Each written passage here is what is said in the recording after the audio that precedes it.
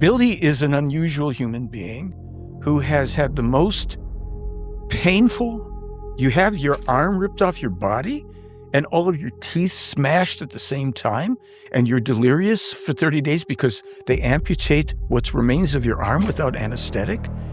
And he, all this time, until he was about the age of 16, he claims to have been tutored by this man named Svath, S-F-A-T-H, who was at that time supposedly around 900 years of age. This is a thread that when you pull it, the sweater starts unraveling. Why Billy? Like, why won't Ptah or Semyaze or any of these beings just come to the podcast, come sit down, have a chat, let the world know? But let's ask ourselves, if this man has indeed taken 1,200 or so UFO photos and they've been authenticated, why would he go to the trouble of falsifying, making some kind of a crazy craft that would really be, can't be real? Why would he blow his story here? To me, I'm pretty convinced that was not a genuine, this was hoaxed. The UFOs that are being seen around the world, this is not ours because ours are not UFOs. We know what the craft are and we know who's flying them. You said, well, Billy was special.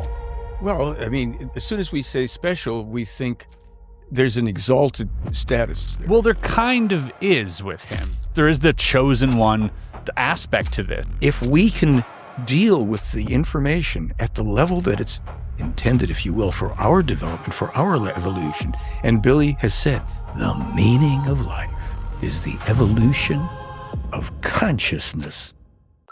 One of the weirdest things that's happened to me, my man. In 2012, I was working at a Shoppers Drug Mart in Ottawa, Ontario. That's cash. It was lunch rush, utterly typical day. This white guy, dark hair, business casual, like maybe 30-ish, approached my cash with a chocolate bar or something. When I looked up to ask if he'd found everything, I looked into his eyes, and suddenly I was looking through his eyes at myself behind the counter. It was a 1 Mississippi, 2 Mississippi kind of thing, but it felt like it stretched on, and then I was back in my own body. He looked at me with like a smirk, like he knew. And I sold him this thing. He walked out. I didn't have time to process it. Next customer. It was weird, man. I was strangely, preternaturally calm throughout. Anyway, see you in Vancouver, man. Front row. Okay, well, we're already rolling, so let's get into it. Fantastic. Right. Yeah, ladies and gentlemen, today I'm joined by UFO researcher, I would say, but also advocate for the Billy Meier case. I would say maybe even goes so far as to saying a representative of Billy Meier. Now, if there's anyone that is contentious in this space, there are a few names that you can drop and instantly people will start feuding. And two of those names are Bob Lazar and Billy Meier. And at the end of my interview, as you know, and as the audience might know, with Bob Lazar, we were discussing the Billy Meier photo book. And in there, Bob Lazar pointed out, obviously, the sports model, or the beam ship, as it's aptly named, that was a 1-for-1 match. That was pretty identical, and Bob was kind of blown away. Now, Bob and myself both agree, like, the later stuff is a little questionable, and a lot of people would agree with that as well, and we'll get into all that. But I wanted to, you reached out after that, and I thought, what a great opportunity to, have someone who's basically a spokesperson for Billy, who's been around Billy Meier a bunch of times, who's been at his sort of institute that he has over there, who's studied all of the contact cases, and there are a lot of contact cases, over 1,000. Oh, the reports. The reports, right? And I've made, documentaries about it, researched this stuff through and through. So I thought, what a great opportunity to have an expert on this stuff and to help fill me and my audience in on who this character is and why he's so important and why we're talking about him today. So welcome, Michael Horn. Thank you very much, Chris. It is truly not only a pleasure and an honor, but it's a rarity, to be honest with you, that an outreach to people that have considerable platforms and interest and knowledge in the field will actually respond to a request to discuss the Meier material on their platform. It's not that it doesn't or hasn't happened, but it is fairly a rarity. Yeah. So I thank you for that. Well, absolutely. And it's my pleasure. And I'm glad that you traveled all the way. I know you guys are on the West Coast. You traveled all the way from the West Coast to come here. And so thank you for taking that journey and trusting me to help tell your story. I guess we can start a little bit for the audience at home who might not be familiar with Billy Meier. The most famous Billy Meier reference would definitely be that, poster that appears in pretty much every X-Files episode, the I Want to Believe, the cropped version of a Billy Meier photo. So maybe let's start there, and maybe if you could introduce us to who this Billy Meier guy is and why we should care about him a little bit. Sure. I'll just start with Billy Meier is a now 89-year-old man who claims that since the age of 5, he has been meeting with human beings from another star system, that they have tutored him from that age, that from the age of 5, he has gone on board with them and on his own to go designated places, especially in and around and on the Earth and off Earth, let's say within our solar system and beyond. I like to say, according to the information in the case, and we can talk about what we think is, proof beyond a reasonable doubt and all of that. So to describe Billy at this point would be to say that after about 22 trips that I've gone to Switzerland, taken to Switzerland, and met with him each time, spent some time. Sometimes it's a half hour, sometimes it's an hour and a half, and had an opportunity to get my own sense of the person, to try to, frankly and quite honestly, try to trick him into revealing that he was hoaxing on 4 different occasions at least. I came away each time with a sense that I had just spent time with a very genuine human being. And people very often, this is, let's say, a little divergent to say that there are people that write and say, oh, I really want to go and meet Billy. I want to go and talk to Billy and blah, blah, blah, blah, which used to be more possible in the years past. There have been any number of things that have contributed to Billy's not just meeting with people with that kind of an openness any longer. Some of that reason is threats and attempts on his life that have totaled 28 by now. So I say to them, listen, I understand it would be great. I know I sat with the man. We've spoken about things. We've sat outside and had coffee. We've been in the office any number of times. But if you want to get to know Billy, the best way is to enter into the blog or another site that has what are called the contact notes or contact reports currently, and study them, read them. You will find that this man reveals himself as he's revealing massive amounts of information, tens of thousands of pages he's published so far. And you will be able to determine for yourself more about the genuineness or lack thereof of the person, as well as have the opportunity to spend as much or as little time as you want reading the content. So I don't know if that's exactly responsive to what you are asking. I could be more specific and say, I feel Billy is this kind of a person or that kind of person and all, but so many people that do hear about him, that have heard about him, express this, I really want to, can I call him? Well, I'm saying, look, he's a busy person, sure. At this age even. He has a lot of responsibilities. You can realize that from the read. But you can learn more about who the man is from what he's expressed, and the content dates back to 1946 when he was something like 9 years old and was publishing information, disseminating it. And when you read things that this man as a boy was publishing, you're going to think, well, who wrote this for a 9-year-old boy and that kind of thing. So I don't want to carry on too. Sure. Yeah. No, I think it's very interesting. And, you mentioned that when he was 9 years old, that he had these, that he was writing these documents, and that, some would perceive that to be, someone of a much greater age, maybe 30 or 35 years old. So the writing level was already extremely elevated for his age at that time. But the interesting thing is when you speak to Billy, when you hear him speak, rather, he doesn't come off as the way he writes. He comes off a lot simpler, just a very sort of simple worded person, doesn't look for the most descriptive words, or is kind of just very fundamental in how he speaks, very clear and simply communicative.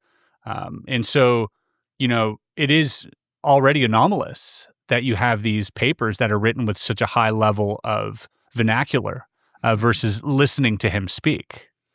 Yes, a couple things about that. One, he did, by the time he was 9 and 10, as you just alluded to, it is said that he had the thinking capacity of a 35-year-old adult. And he, all this time, until he was about the age of 16, from 5 to 16, he claims to have been tutored by this man named Svath, S-F-A-T-H, who was at that time supposedly around 900 years of age. We have drawing illustrations of some of the people. You can see the representation. They look pretty much like we do in this. But it was also revealed in the documents, in the conversations, when Meier is speaking with some of the modern day people that he's in contact with and people that he's been in contact with for 50 plus years, so much of what his interactions and his learning was about, that trajectory as a young boy. And it sounds, in a sense, like science fiction. So I'd like to say, according to the information of the case, because there are things that otherwise just seem off the charts. Yeah, don't comport. Yeah, it's like, what are you talking about? And there's nothing to believe in this case, literally nothing. And they never ask for belief when I say they, neither Meier nor the alleged extraterrestrials. They speak, and they speak in terms that are, as you said, plain and simple and clear, clear enough to convey any concepts we need. There are times they will say, in your terminology or according to your science, it's expressed this way. And they said, we don't tend to create a rarefied language that elevates one group above another. But it doesn't mean that there aren't words, even Latin words can and are used to describe things that are appropriate, especially in your world. But for the most part, we try to communicate what is. And I think, I've said this a while ago, I said this when I was reading something from, I think his name is Douglas Vakoch or Vakoch, SETI, and he was talking about when contact takes place, it will be in the language of mathematics.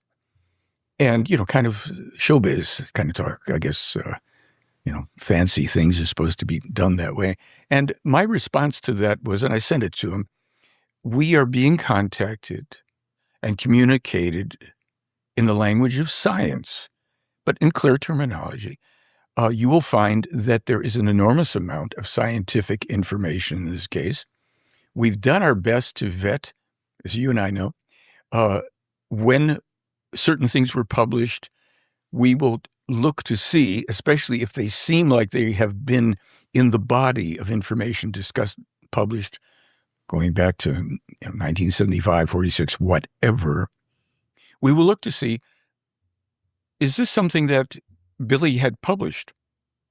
Because I have looked to what I consider to be a higher standard of proof. I know we'll get into the UFOs and all, but I found another way of looking at the material to kind of vet its authenticity. And as I've also said, starting to do this back in the 80s, in the relatively early days, you'd say, of online searching and what have you, I got to the best of my knowledge, and there are other people that come forward to also contribute to this. I wasn't the only person doing it, to find out, because Billy didn't write about everything before everybody else or before all the scientists discovered it. In to the best of our knowledge, there's a sufficiently large and what's the best term for that? Compendium. A compendium with an unlikely number of confirmed and corroborated items that would exceed chance, probability, hoaxing, etc. When we take into account that which is known about the man, not just from his writing, but from the investigative team that spent time over years with him, watching, observing, checking things that he would hand over evidence. So we've tried our best to see what can we show is authentic. And of course, we put this all out so like other people do who are interested, so that people can determine the truth for themselves. And I like that. I like that about you because, we discussed for hours yesterday and we're going to kind of rehash a lot of that discussion because, part of me really couldn't wait to dive into this. As you know now, I'm a seasoned magician. Like I have a skeptical nature about the way that I approach every subject, but I'm not a skeptic. I'm open to, a fluctuating level of conviction. I want to be taken in these directions, and I want to be immersed in these stories and see what I can, connect myself and how I can make sense of this, rather than dismiss it outright or believe it outright. And it becomes difficult with Billy's case, particularly for a lot of people. I can speak for myself, but I know I'm speaking for many people at the same time. When you begin with the photos. Mm-hmm. And so for a lot of people, it's hard to get to the, to the writing and to the contact reports if it means I have to acknowledge that the photos are authentic. There's a disconnect there. Like, mm-hmm. why would I spend all my time reading all this if I don't believe this, mm-hmm. right? And that's fair. And so for me, it was a little bit of the same at first. But, again, one thing that raised my conviction incredibly was the fact that this initial craft, the one in 1975, I believe, that was taken in Switzerland, the beautiful mm-hmm. composition of this photo is immaculate. It's a really beautiful photo. I don't care, regardless of what you think about its authenticity. It's a beautiful photo. And I'm a big fan of photography and film photography, and it was a nice framing, and I think that's what made it so iconic, is that there was some beauty to it as well. And seeing Bob's reaction to it, and then getting to know Bob, I have no choice but to, at this point, with what I know from Bob's story, and I've met the man, and as you know, when you meet someone, it's a different level of conviction that you can now have, and not everybody has that luxury to meet Billy or to meet Bob, but we've had those luxuries individually, respectively, and we can then sort of formulate perhaps a deeper understanding of the story a little bit better. From like a personal sort of level. Yeah, exactly. And so knowing Bob and knowing that this craft is pretty much identical, if not just in look, but maybe not in size so much, but mm-hmm. it is an identical match physically to the other one. And, my brain instantly goes, well, there are only a few options here, right? These are the options that we must consider. One option being, okay, Billy made it up, Bob made it up. That's the first option we got to get out of the way, and a lot of people, that's what they think, and it's fair. You can go with that. I choose to look deeper to see if there's maybe another option here. Next option would be, okay, the craft was authentic, and then the craft that Bob was shown was like a replica of that, right? Perhaps some Lockheed Martin deep underground black military project. They were psyoping Bob or whatever it is, mm-hmm. whatever you want to go down. And then there's a few more options, but the other obvious option is, well, it's authentic, and so is this. Mm-hmm.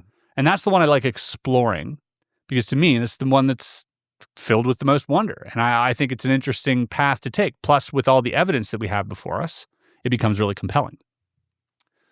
However, we get to a bit of a fork in the road when it comes to the later photos, mm-hmm. and namely the what's known as the wedding cake UFO.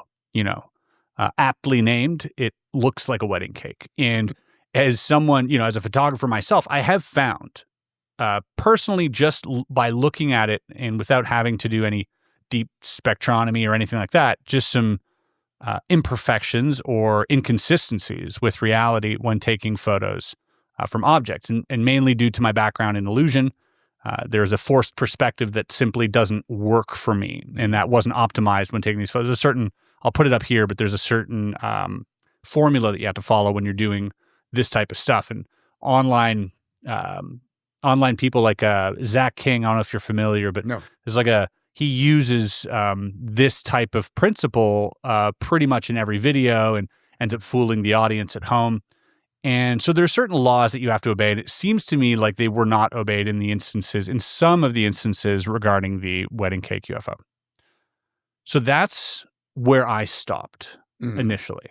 And I'm giving you the long, and I want to hear your thoughts on this, but I also want the audience to know how I feel about it, because I think it's important that they know where I'm coming from.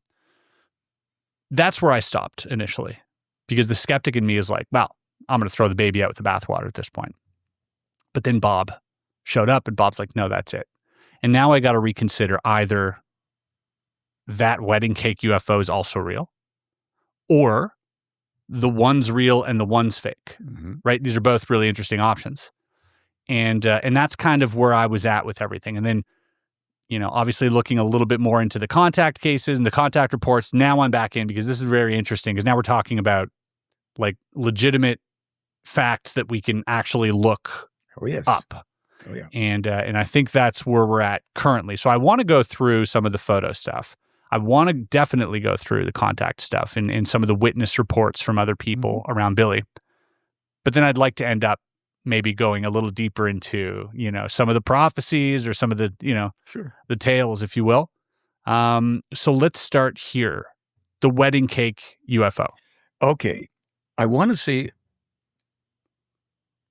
as an overriding response, because I am not a photographic expert, I have mainly focused on researching the information, and we could say I'm matching, is this can match this can? Oh, okay, now I can report that there are these two cans that match, this one doesn't match. So I am not knowledgeable about how the can was made and when it was. I just want to really be clear. There are a couple people, Francisco Velate and Chris Locke, who have written extensively about, the wedding cake craft plus the so-called pendulum UFO. And that's the video. Yeah, that's one of the craft in the video. There's several films. There's 8 films remaining. Billy had taken more. They disappeared. Stolen is what we understand. But I will say a couple things about the wedding cake craft. For instance, there is the nighttime series, is this object. Skeptics have said now they've used a model and painted it gold. And they photographed it against the black curtain. So one of the things that happened when Chris and Francisco were doing their analyses and all, they took one of those photographs where it's pitch black behind the craft, and here's this gold thing glowing. Then it was otherwise seemingly identical to the silver craft. And they dropped it into Photoshop, in other words, a technology that I am also not expert in. And the information is they played with contrast and brightness. Lo and behold, this object, instead of appearing as a model, maybe suspended by a string or what have you, now appears to be a large object hovering over a graveled road. And on that road, there's one of those, I think they're meter-high white posts. They appear in different countries. In Europe, where they're marking the roads, they have these white posts. They're about a meter high, to the best of my recollection. And then there's a grassy hillside that curves up behind it. Now, 2 photographs, one that they did and somebody else did a similar enlargement. They took it right off, the internet and played with it. And both of them got the same kind of, background. And both of them also got kind of an energetic field that seemed to be present. I don't know how and why. As I say, I'm not a high-tech guy. I thought that since that was never anything that Billy spoke about. He didn't say, well, if you'll do this, you'll see it's real. He never does any of that type of thing. He says, this is what happened. Here are the photographs. Have a nice day, and he'll answer questions about things, or did certainly in the past. Photographs have been analyzed. We have analyses online, especially of the earlier craft. The other thing about the wedding cake UFO, is that in the black backgrounded gold object photographs, I happen to notice, this is going back about 10 years or so. I've been going to Switzerland for over 20 years, so somewhere in there. At home, I'm looking at it and I said, wait a minute. There's a difference in the configuration, in the dimension here on this object, where something was like this, together in this, there's a cupola kind of, or I guess.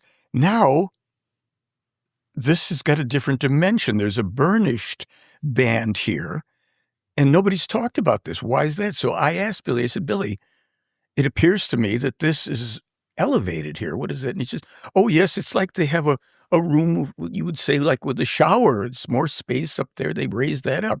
So in one of the contact reports, Billy discusses that with one of the alleged extraterrestrials.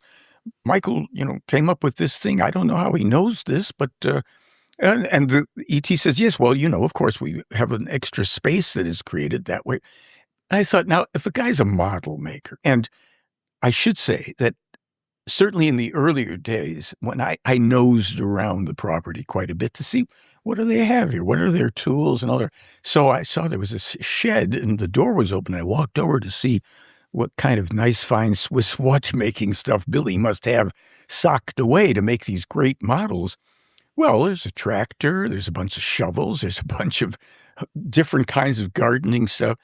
And I had also been, of course, in different rooms in this center, which is a renovated farmhouse that Billy, quite literally single-handed, since he has one hand, did a great deal of work on himself before people came to gather around to study this material and to help him on the property. I never found anything. I was never, seeing any evidence of anything that was really fine machining kind of stuff. The people there are people of the land, of the earth. They drive tractors and they do this stuff. And Billy, just as a side note, if I may, in observing him and in speaking to people, he's about the most knowledgeable person pertaining to the environment, the plants, the biology of things, where to plant things. Now, he had assistance with some of that planning. Ostensibly, there are things describing one of the extraterrestrials using a device saying, for this species of tree, it will do better over here, where these readings are coming. There's thousands of pages of stuff, so I don't want to go too far afield because I get excited about running down these roads. I met the people that were working with him. There's a very kind of curmudgeon-y guy there named Jacobus. When we made our first film over there, I started to refer to him as Diesel, because this is a guy, all the tractor work, and you go there and they are busy all the time. They're very clever that they have a meeting for the people around the world who want to come and participate. Late May as spring is coming, and all you nice folks can meet each other and help us clear the land at the same time and learn about things. And I always wanted to get involved with getting stuff out of the forest and building the fires. Once I knew that was an option, and I had to do other things the first trip or two, go in the garden and pull weeds. Let's see what you can handle here. And there's many things that occurred in these interactions, and they're sweet memories. So my experience was that the people were very grounded. They were genuine. There was none of this, I'm a meeting with the Space Brothers kind of stuff that is ubiquitous in ufology. And Billy is just probably the most knowledgeable person that I know of that I've read. And I'm not the best read person, but this is a human being who knows things and freely communicates them. If you ask the right question, you get the right answer. Nothing mystical there. I've realized something doing UFO content. The second you need footage of a 9-foot alien standing in a child's bedroom at 3 a.m., stock footage starts becoming a problem. So I started using Higgsfield Cinema Studio. What's actually smart about it is the workflow. You start with one frame, one good shot, lighting, composition, mood. You can even select your cameras, your lenses, everything.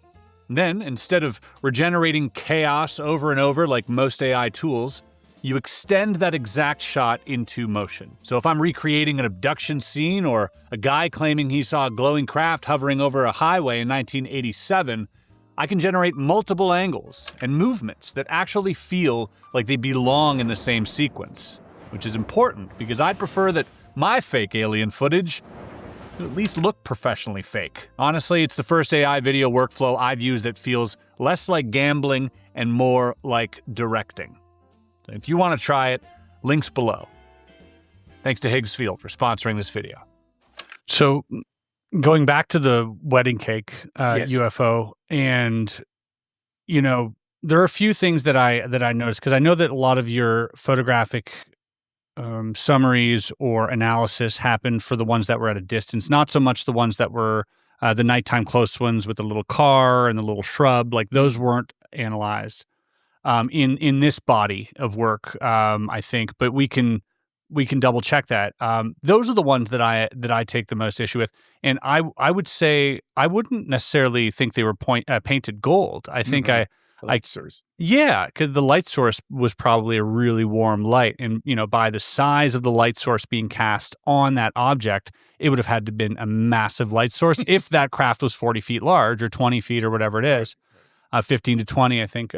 But regardless, it would have had to been like a football-sized, light shining on that because of the reflective nature. If you have a craft that large with a regular light source, like a flashlight or anything else, you would just have a small spot on it. Now, the idea here is that the craft was emanating that light, which I don't see, and I do see a reflection, a lighter part. So now, one thing does have to be mentioned is that you'd mentioned that Billy was a model maker. Now, No, no, he's not a model maker. but he built models. No, I was looking to see if he did. He had once, as I recall, he had said that he had tried to make a model. I see. And there was some younger people who made some models for him, and that he put in his office, Right. little things, Because he is one-handed. He's one-armed. He has one arm. and he's very capable. So Yeah. it's not like he's not capable. But I've never seen him do any what I would call fine I see. work. And the other thing about the craft and the light, just to be clear, Yep. yes, I think you're correct that if that was illuminated from outside, but what was shown in the manipulated Photoshop application to the photo was an emanation, not of a light source illuminating the craft, but around it, some form of energy thing. And when the early analyses of the originals were done, there are photographs, they used some kind of thermography and detected different heat signatures represented by different colors. You'll understand this better than I will. And we have all that. That stuff was done in the 70s with earlier computers and what have you. But this is where, when people have come forward to make models, Sure. and they won't subject them to computer analysis, Billy's were subject. He just turned everything over. He turned over the metal samples, the sound recordings he made out in a big field with 15, 20 eyewitnesses, and people would come. On one of those occasions, at least, people came from 4 kilometers away because of the sounds that were emanating from above. And of course, when you see the photographs and all, there's places they're standing in a big empty field. There's no big speakers. And as for, a large light, also that kind of a thing. Oh, he's taking all these photos at night. Is the guy running around with or accomplices setting up lights and all this stuff? Or could it be genuine? Everybody has to go through that themselves that are interested. I think it's pretty compelling. It can be debated, because there are, especially with the photos where it appears that the craft is really close to the camera, it looks like a smaller object close to the camera. There's always a frame that's out of frame. There's always a part of the UFO that's not, so if you were one-handed, as it were, might be, put on the automatic timer, hold it there, get your photo. But there seems to be, especially with the car, I say this one because it's the most striking visually photo that's available in terms of detecting issues, your brain will automatically, instantly go, that's not real. And that is because there is a ratio that isn't being respected. Like, I know I explained this a little bit yesterday, but when you open up your aperture to like f/15 or f/16, which means there's less depth of field for your photo. So normally, like these cameras now that we're filming on, I think it's at 1.8. And 1.8 is very tight. Yeah. Now, it has facial recognition, so if I move back or forth, I'm still going to be in focus. But if that were manually focused, I'd be here and I'd be out of focus. So by putting it to f/14, you're now bringing in actually less light, and you're opening it up more, and now we get to see, a wider range of depth of field, and that would be necessary if you're taking landscape photos of a UFO, and you can't necessarily focus in. The problem is that the only time an object will be that out of focus when you're shooting, something with an f-stop of like 8 to 15, 16, is when something is close to the camera lens. And I mean like inches away. And so in this one instance, we have this, what appears, a car, but it seems incredibly out of focus, and does the shrub, but the craft is in focus. So already there's a difference in distance between these two things, but also it gives me the information that this object is very close to the camera. And the only way that can be is if this object was very small, size of a toy car, say. And so that's where I go, okay, to me, I'm pretty convinced that was not a genuine, like this was hoax, this photo particularly. Where does that leave me on the conviction of Billy Meier? Does my conviction go down? Yes. Does it go down all the way down to 0? No. And that's where I come back, because now we have this other photo of the craft that can't be debunked. Right. Yeah. Well, let me throw a little stuff in here. Sure.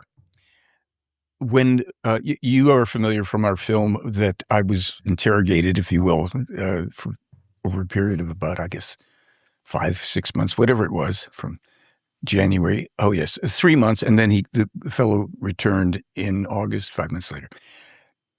This guy was a skeptic. He approached me in a very blunt way, and it was fine. Are you sure you want to talk about this case? Yes. Why do you ask? Because I think it's a hoax. Oh, okay. Well, let's go.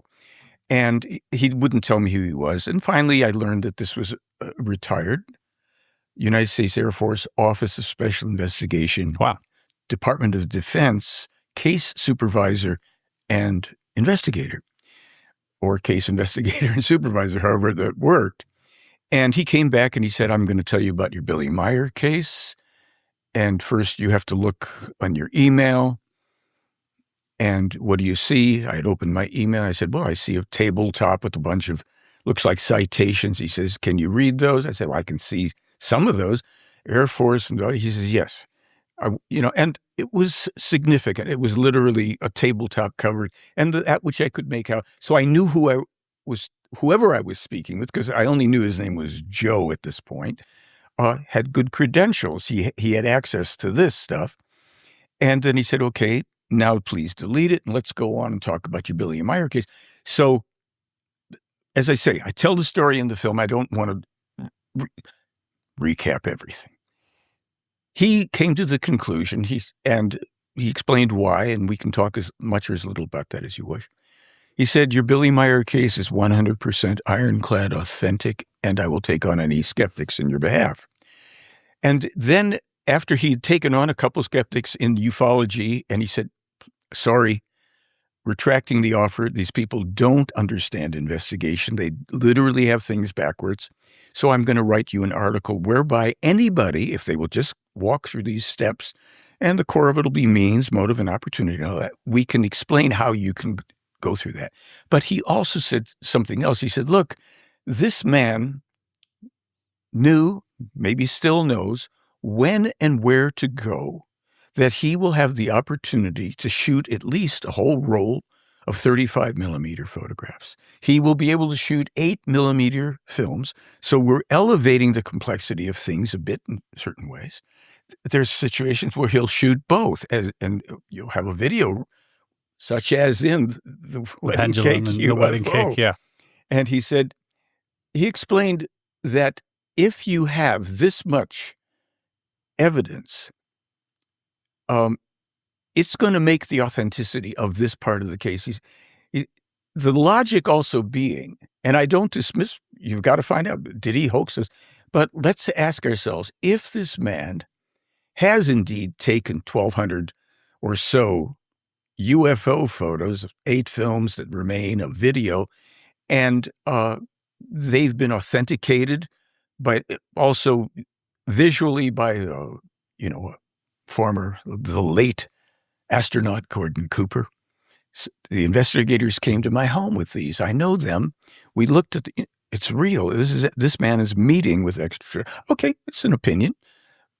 Astronauts are fairly well trained also in certain aspects. People, again, have to determine for themselves. But the question is, if a man goes through all that we know that Meier's ordeals of going out, because a lot of things, you have to go over here, it's 40 kilometers from your house. Yes, it's snowing, but just show up at this time. It's daytime, it's nighttime, whatever. And people, yes, there are people trying to kill you, and that we know that is authentic, even trying to kill him in his home. So he has to be careful where he goes. Why would he, and let alone how, why would he go to the trouble of falsifying, making some kind of a crazy craft that would really be, can't be real? Why would he blow his story here?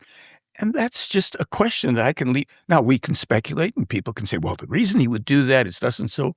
But the UFO material, as you've already acknowledged, and I've stated, it's the eye candy. It gets you in or doesn't to looking at the Billy Meier UFO case, or as I've from the beginning called it, the Billy Meier contacts. And oftentimes I leave the UFO out of it. I started leaving the UFO out of it in a lot of things starting in 2004 because I had already seen certain information that told me, wait a minute, this is more important than UFOs. Well, how can anything be more important than UFOs and ufology? They're not part of ufology.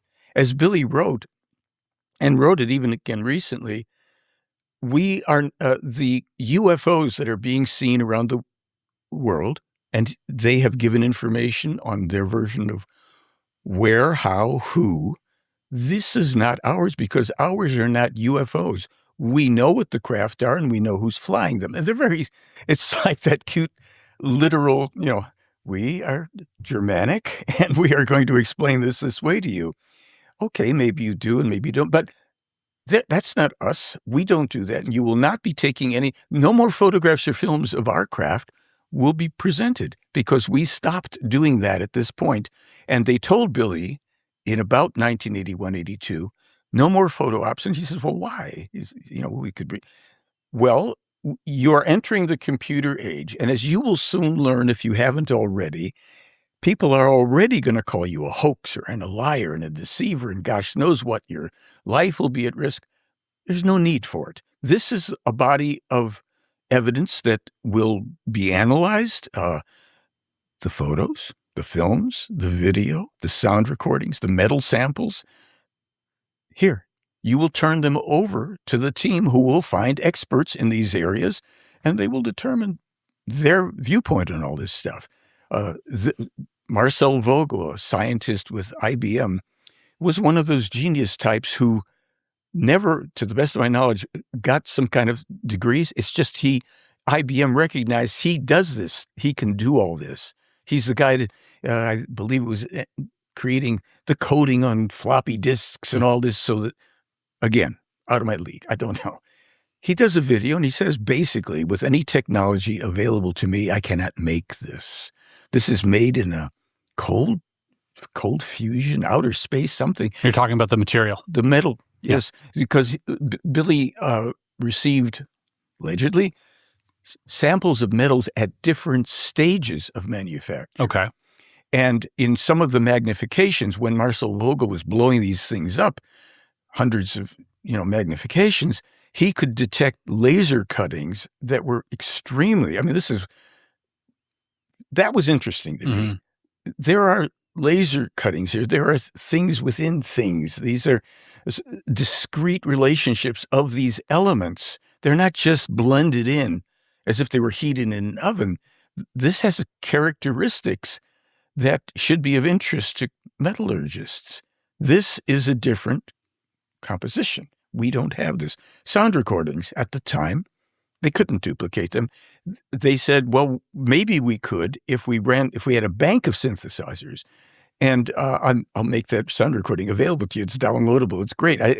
When people get it from us and they say, I want that, I usually say, please don't play this at night with your car windows down in neighborhoods where people are touchy.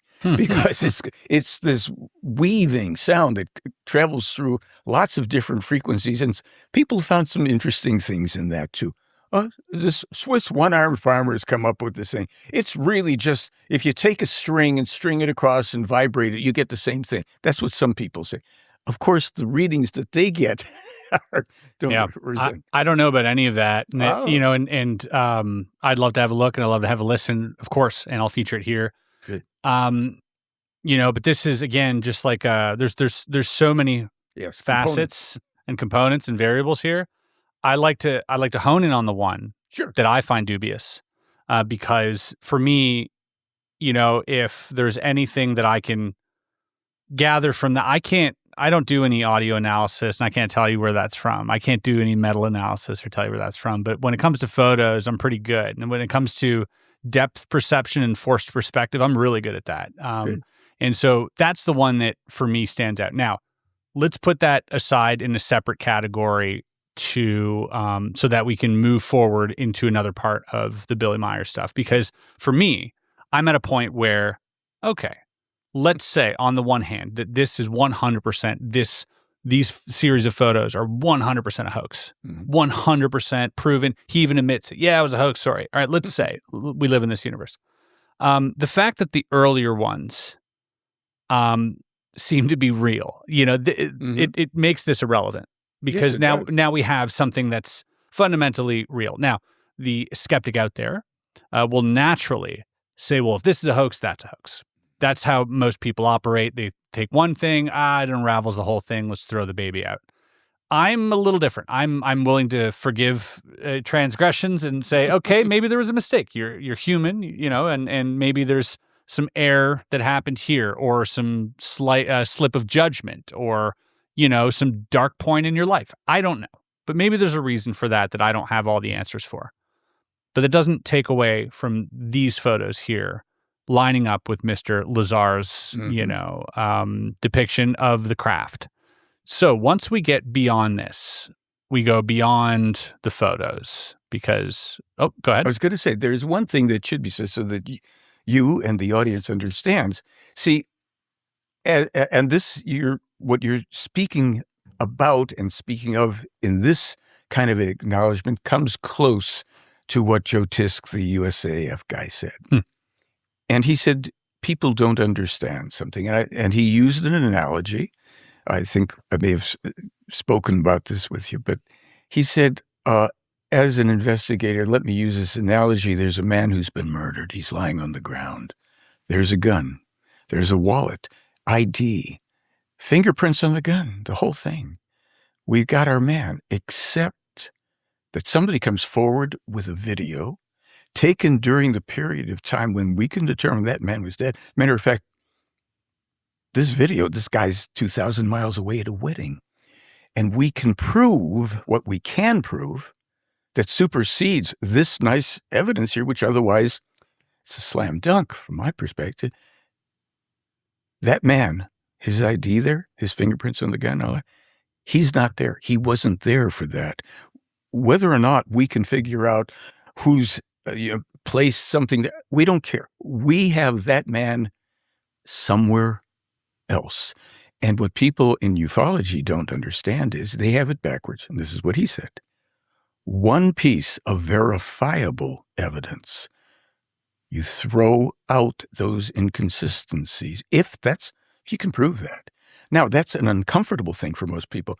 In this case, just so people might be a tad more comfortable, what you're alluding to, when you say this other material that Bob Lazar has looked at, no, there are basically about 580 remaining photographs. The other ones, let's say the WC UFO, there's 63 photos and a video. So I would say, I defer to Francisco and Chris, and I hope that you guys are going to have a killer conversation about this, and somebody's going to come out and say, well, okay, you're right, whoever that's going to be, or I understand that, or I accept that, or I don't. And it could be him, it could be you. I don't know. I'll be very interested in that. But Joe Tisk made it very clear. And he said, we have not only one authentic photo, we have rolls of them. And I said, as he said to me, your case is 100% authentic. And then he also referred back to auxiliary factors in the case that he researched that further supported the authenticity. Sure. Yeah. How does this vagabond in India in 1964, which Billy was, wandering around with a knapsack, he says, because Billy was interviewed in a prominent newspaper in India, and the journalist who interviewed him is looking through an album with 80 UFO photos in 1964. Joe Tisk asks, where did this vagabond get 80 UFO photos? In 1964 in India, there's no UFOs or us. And you still have at least a dozen of those, which we do. And one of them is phenomenally interesting because it appears there's a hologram in the photo. And Billy had explained it. And it's just, these are primitive, taken with an old Kodak. What do you call it? It's one of those boxy cameras where the thing would... The brownie or the... No, like a Polaroid. It looked like, but it wasn't a Polaroid. Right. You know how they slide out. And I used to know what it's called because my father had one. And those things, you have to, when you took photographs with that, it's a crapshoot because this is relatively primitive stuff. Yeah. This is 40s technology. And Billy was taking his photographs at that time in 1964 with this early version of a Kodak. I'll agree. Compelling. Yeah. So and then there's the auxiliary things. Well, the woman who was a young girl at the ashram in India in 1964, whose uncle was the head monk, she became the UN, I think, was it the ambassador to the UN or the representative, I always screw that one up, from Cambodia for a dozen years at the UN. Then she retired. She was an eyewitness at the time.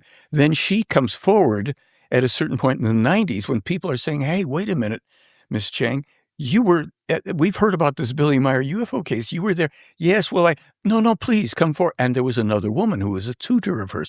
They came forward. They gave a press conference, and she explained where these photographs were taken, that there were 100 eyewitnesses to them. Wow. And one of the photographs, you see a woman in the photograph with the lights in the sky quality UFOs. The rest of the photographs, they were all clear discs hovering over things. And she just as fluid as possible. Yes, I remember I used to see Billy meeting with this woman, Asket. This was his second alleged contact person. And at times, I was a young girl at the time, and Asket would sometimes come into my room at night before I'm falling asleep, and she would hum or sing to me, stroke my hair, brush my hair, whatever. And in the morning, I would wake up. I always felt like I knew more when I woke up than when I went to sleep. These are just human beings coming forward with their perspectives. The guy who interviewed Billy and said, well, here's this man, and he's got this stuff, and he tells this tale, and he doesn't really want publicity, but okay, this is real life stuff that precedes by many years, the internet mentality that we have. I want to be a celebrity. I want to be famous. Billy's a recluse, and he's got good reason to stay when people are shooting at you. And yes, and all of that has been documented, and I've talked to 14 eyewitnesses and seen bullet holes and lead investigator. Okay, so in terms of this thing of, well, if this is a hoax, I just throw in, there's a lot to consider. Yes. Now, be that as it may, he might have his own reasons for hoaxing this particular side of the story. We don't know, right? There might be a personal thing that we're just not aware of. We don't know that. But based on, my initial analysis, I'm more comfortable living in that scenario. Okay. Just because my brain cannot comprehend that being, authentic. Yes. But that being said, I'm willing to suspend that and move on into the story and, potentially, if this were the case, forgive that transgression to move forward and be like, okay, let's look at the other stuff, much like the stuff you were talking about now. And before we get into some of the more factual evidence that's easier to follow up, like the theories and stuff like this that were given to him, imparted with him by these beings, the alleged contacts, I want to talk about some of the eyewitnesses, because I think that's really interesting as well. Now, a lot of people out there will be like, well, why only Billy? Right? That's like one of the main things. Why only him? Why not show yourself? Where is the other evidence? Has anyone else seen these beings? Yes, of course. Well, I'd like you to elaborate on that a little bit. Okay, from what I know, the sightings of the people are generally accidental. They're not intended. And I've talked to people who've seen either the alleged Pleiadian people called this word Pleiadian that Billy and they invented. There's no such thing as Pleiadians. You can flush that. And they gave that up after a while because they predicted certain things, and they came true about all these people that would come forward claiming to be contactees. Okay. So you're referring to the Space Brother movement, yes? The Space Brother movement. Okay. Greetings. Ashtar Command. Yes. And all of this stuff. There was the Ashtar thing is extremely interesting, but I'll wait till if you want to get to that. Okay, we'll get to that later. Yes. Now I'm intrigued. Okay. I'm back into Ashtar. Let's go. Should we get to that later? We'll get to it later. Okay. So with all of this, what can you say? Well, the witnesses. So let's talk about some of those witnesses, who they are, how they came about seeing these other beings and these craft. Sure. Well, let's go to the ones that would be most obvious. His ex-wife, who they had a very acrimonious relationship, 30 years of marriage, and then they got divorced. She was one of 17 people that they did using the technology of the time, voice stress or whatever. They did lie detector tests with the people who were around him who claimed to be eyewitnesses, and they all passed as being authentic. She was one of them. And also his children. He has 3 adult children, Atlant, and Gilgamesha. And I don't know anything about Gilgamesha, if she's made any comments, but, pardon me. Atlant is his stepson. Methuselah is his, these are rich names. Okay. So Atlantis is featured in one of our films, and it was one of the more compelling and moving interviews we did when we did this film, The Silent Revolution of Truth. He's one of Billy's 2 natural sons, and he spoke about the difficulty in his life because his father, he was referred to as the son of a Spinner, I guess you'd say in German or something. He's a liar and a fabricator. No, so they're growing up with that, and as children, they have seen these craft, and they know from his father's activities. Before anybody ever came to investigate, his father's disappearing in the middle of the night and coming back and writing voluminous stuff and publishing information. Starting in 1975, it's getting out in Europe before it's translated into English, and people are already interested or attacking him.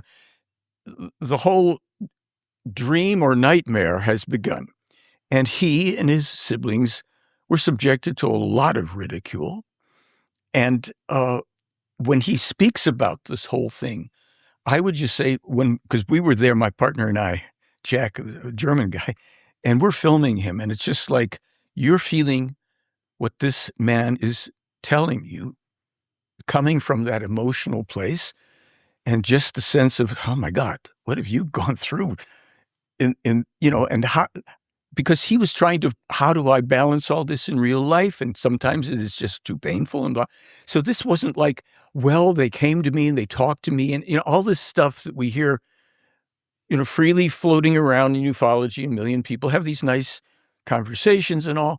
He never sees, to the best of my knowledge, he doesn't see them. He sees the ships. He's painted or drawn them as a child, but it's the byproduct of this being a real thing to this family that he and his siblings grew up with. And that was just very touching. It was emotional.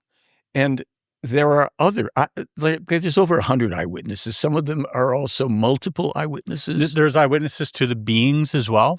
There were, I think, 3 or 4. Can we talk about those? Because I'm very interested in the beings more than the craft. Yes, and the woman I knew, her name was Bruni, and she was either a Swiss or a German, maybe she was a German. And she described a very unusual thing. And we have it in the film.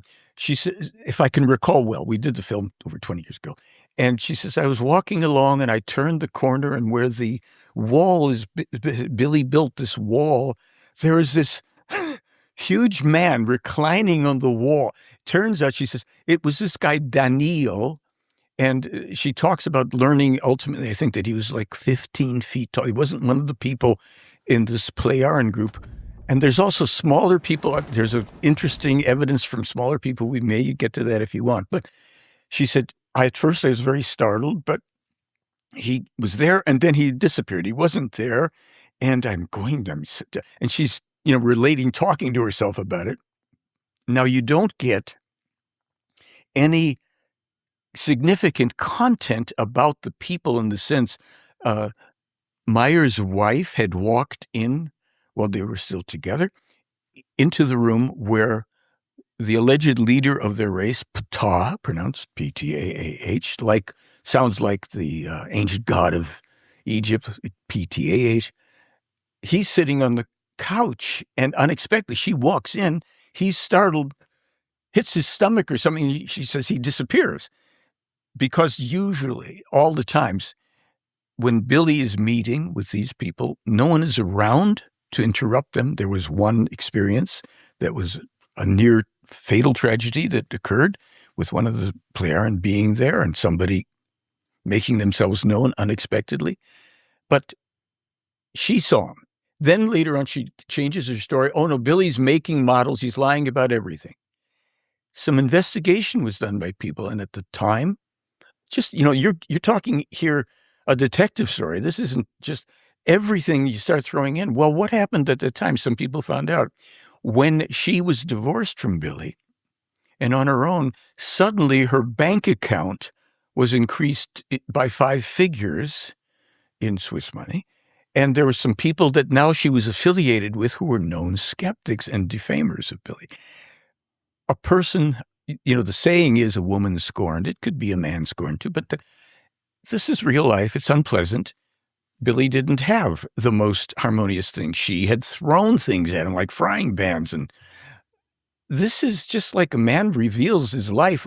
Billy has held nothing back about his life, the things he felt he was, failed at or succeeded at. He ran away from Switzerland as a teenage boy because they wanted to put him into a juvenile detention center. Well, why? Well, there was a woman who really hated him. There have been people who followed him from childhood. And this woman had grabbed a towel, if I've got this connection right, and started, I don't know if it was wet or what, she started to beat him with it. And he'd had enough. This had gone on since child. He took the towel and slapped her around with it. Well, this didn't sit well with the legal system. Billy decides that he thinks he'll take a trip to the French Foreign Legion and avoid some consequences, which he did. And he was in the French Foreign Legion for a while, and he recognized that while he was learning how to do certain things that would be useful in the world, he did not want to become a trained killer, and he would return to Switzerland and face the music, which he did. And the story also was that he trudged across the desert, one of the few people to ever walk out from wherever he was centered there. I don't know if it was Algiers or what, to walk across the desert and survive it. There were 2 men who were trying to also escape. When they saw him, they followed him, and he had a canteen, and he would sip from it and pretend that it was still full of water when it had already been, and shake it in their faces so that they would want to catch up with him and get themselves across the desert at the same time. I don't know how it all turned out. There are stories here that go on and on and on. Some things there are witnesses to, some things there aren't.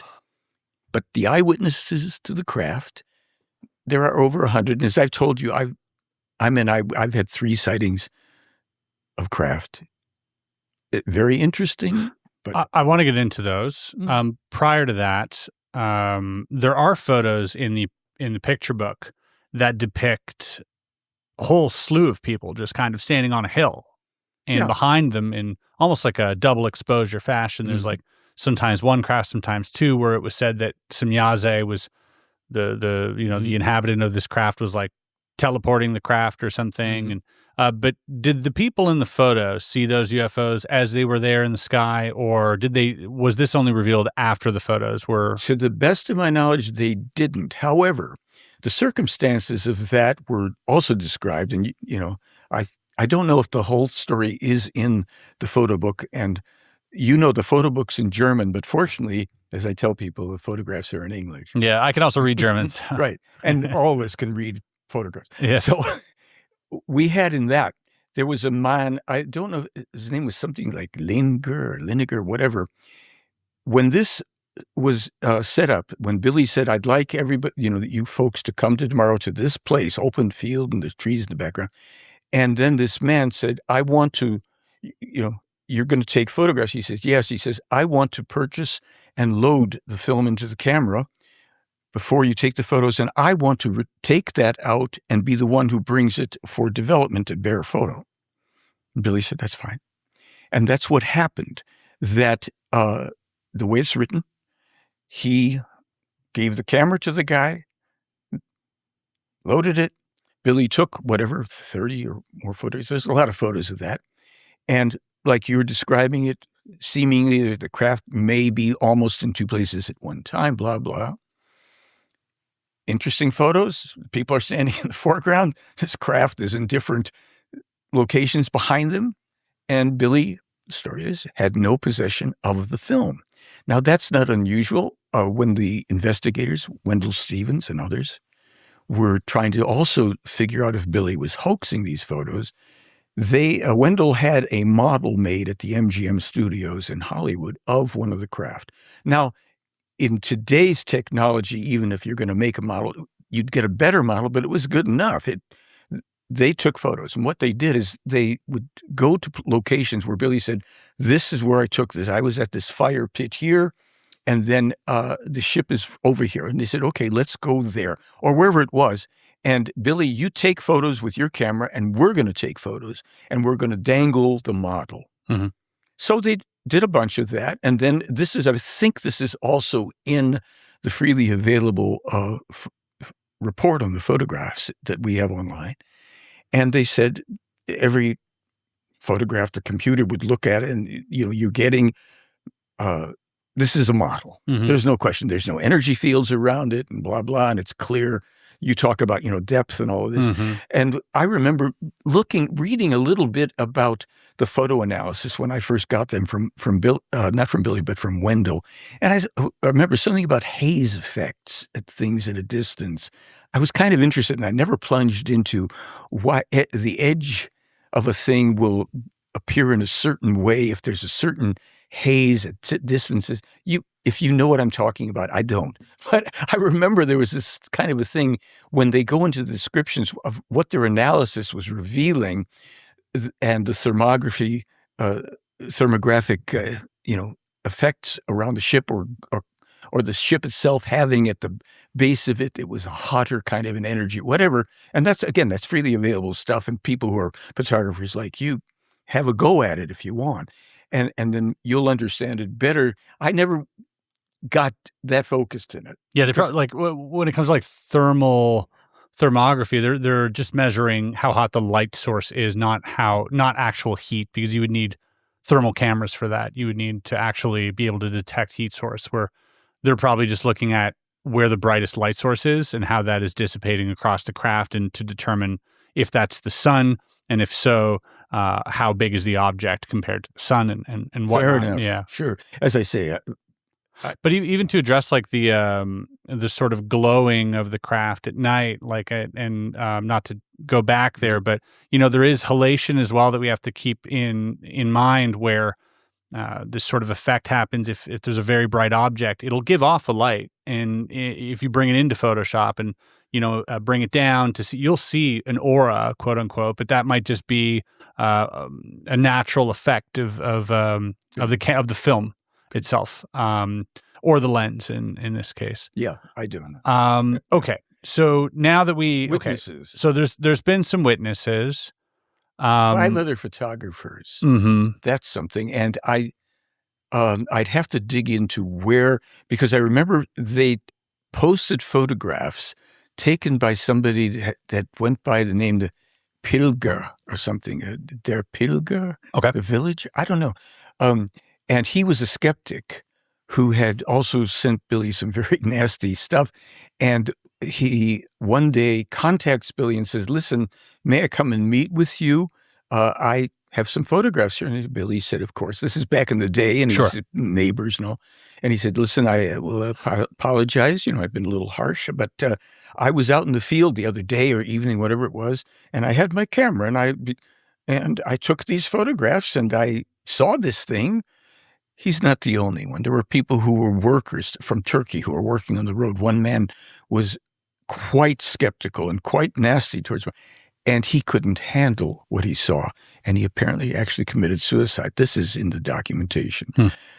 There's a lot of this. But anyhow, in terms of witnesses and things that have happened from that, other photographers and the people, what they did, who they were, how old they were, the time when the photographs were taken, or when the sightings were made, they're very thorough with that. So you can check. Okay.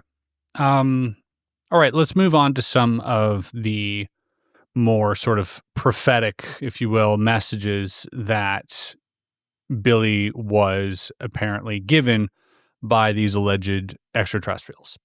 Now, just to be clear, these beings that Billy speaks of are from the Pleiades? No. No? Not what we see in the night sky, because there's no life in the Pleiades. There's no conditions for habitation. Oh, okay. And it is about 500 light years beyond in what they call the Pleiades, and it's an altered time-space configuration.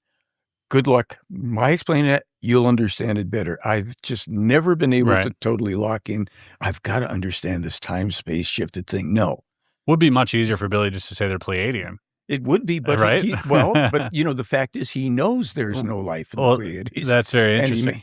And he knows what all the channels don't know. Right.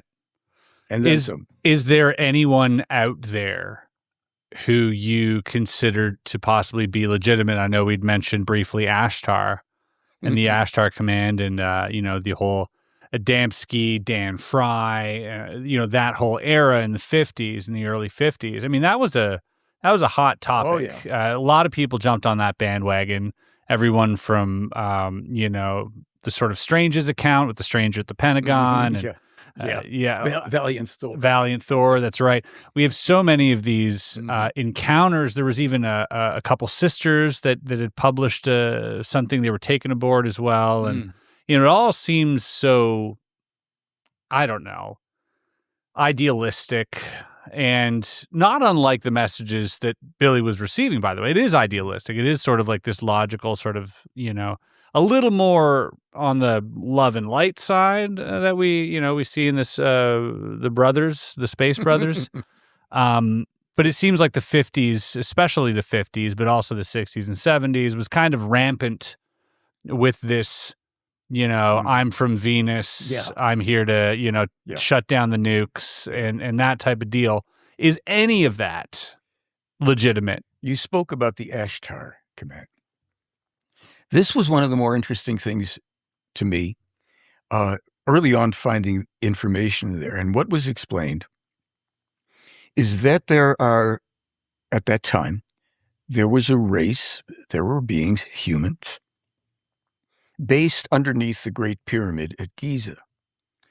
And what was said, some of what was said, this is a splinter group that actually diverged from the source group that the Pleiadian people came from, which was originally in the constellation of Lyra or Lyra, however they want to pronounce it, Lyrians, what have you. And these original Lyrians were very large people, highly technologically developed, kind of also at the same time, Star Wars on steroids, warrior types, running around because they could, doing enslaving, blowing things up.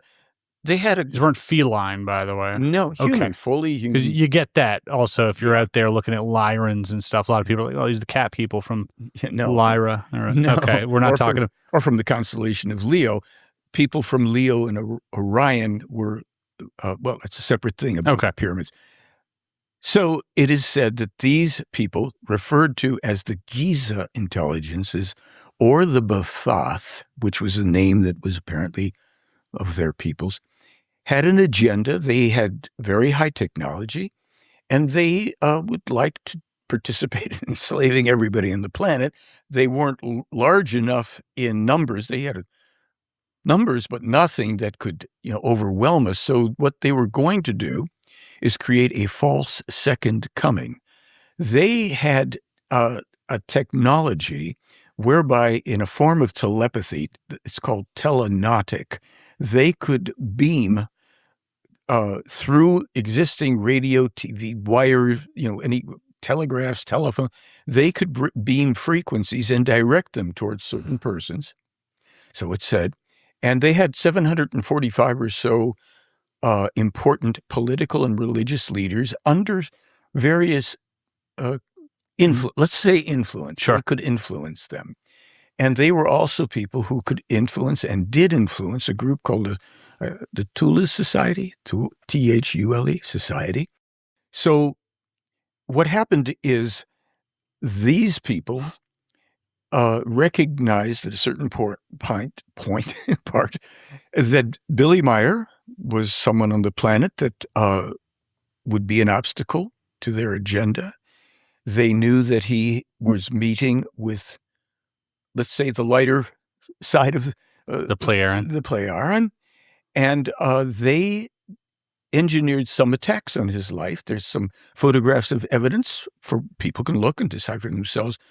There was one particular event where during a holiday season, I think it's in August in Switzerland, where there are cannons that are shot off in the, Billy's living up in I guess it's called the Zurich Highlands or something. And it's a very rural area and hills and valleys and all, churches and what have you. So the plan they had at this time was to eliminate him. I'm going to leave that for a moment to explain the interaction that he had that was very connected to the Giza intelligences. And this was with his... These are all in his contact reports, by the way, what you're saying now. Okay.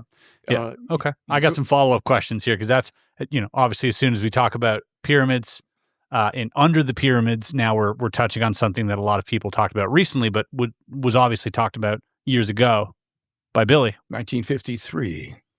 And it is interesting, as you say it, because there's a lot of info. He published that info. It was one of the earlier things that I had access to that had me riveted. He's underneath. So what the story goes, that his second contact person, after 11 years of being tutored by Svath he's going to pass out of life. And he says, you will meet your next teacher, she, and blah, blah, and, he's, oh, okay, female. And she's more advanced in knowledge than I am in certain things, he says. And she will guide you for the next 11 years. So, sure enough, he passes away. And shortly thereafter, very quickly, he hears a woman's voice speaking to him in his head. And the arrangement for them to have their first meeting is made and all. And she is indeed, she's telling him, she's also giving him prophecies about things and predictions as early as 1953. She tells him about the assassination in America of two brothers who will be running for president, the date that it will happen. John Fitzgerald Kennedy will be killed in Dallas, Texas on this day. And there's information about that assassination a bit, and then the assassination of his brother, Robert Kennedy, and then a whole laundry list of kings and people who she unloads a lot of stuff on him, and that's published. You can look at it. Published before the assassination? Yeah, I mean, yes, he gets all that, and he's taken it down. Now, I've got to double check the actual dates of publication on it, and people can say, well, if you can't prove it was, but I mean, if you can, yes, if you can, well, we can. I mean, that's all right, that's interesting. I'll pop it here. I'm jumping for a reason to address this point. In 1987, Billy is given something called the Henoch prophecies. Henoch being, I guess, the German version of Enoch, or at least the way the Pleiaren pronounced it. And in there's a lot of predictions about things that have subsequently happened. Well, how do we know he didn't backdate this? After all, it's in German, supposedly in 87, but the first English is in 2002, I think. And it talks about the destruction of the World Trade Center, but that happened in 2001. He could have backdated it. And I go, sure, he could have, but we have to look a little deeper, don't we? We have this document, this entire document with all these things. There's like 300, I think, specific things. Now, one of the things that jumped out for me, and I'm deliberately jumping here, and how the way if these people exist, they're not stupid. They understand, and they deliberately, even according to them, do certain things that will not be, you can't just, darn, I can prove that for sure. Certain photographs, why? But that's got to be, well, you'll have to figure it out how that was done. And that's, maybe the WCUFO might be there. So, the destruction of the WTC by terrorists in 2001 is in there. We also have a couple other earlier things than 2001. 1989, he's also told again, terrorists will fly airplanes into these buildings. There's a conversation with Quetzal, one of the other ETs. Man, that's a terrible thing. And he says, yes, there will be 3,000 people or so that will be killed. Okay. But the 1987 document, the earlier mentioned, how? Well, I noticed that there was something in there about the Russians moving their troops to Arkhangelsk in northern Russia, Siberia, in preparation for their attacks against Scandinavia. Oh, that's rather interesting. So, first of all, why would Russia be attacking Sweden, Norway, Finland, going back here's from the 80s. Of course, we're told that this document actually was created thousands of years ago by the prophet Enoch. Okay, well, but what, and at that time, Quetzal says, I'm giving you the names of things that are what is referred to in this document, because there was no Russia by name. Okay. He says, wait a minute. I'm looking at this. Why these attacks?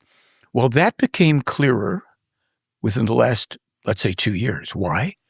Norway, Sweden, Finland all joined NATO, inviting NATO to these borders and coming in.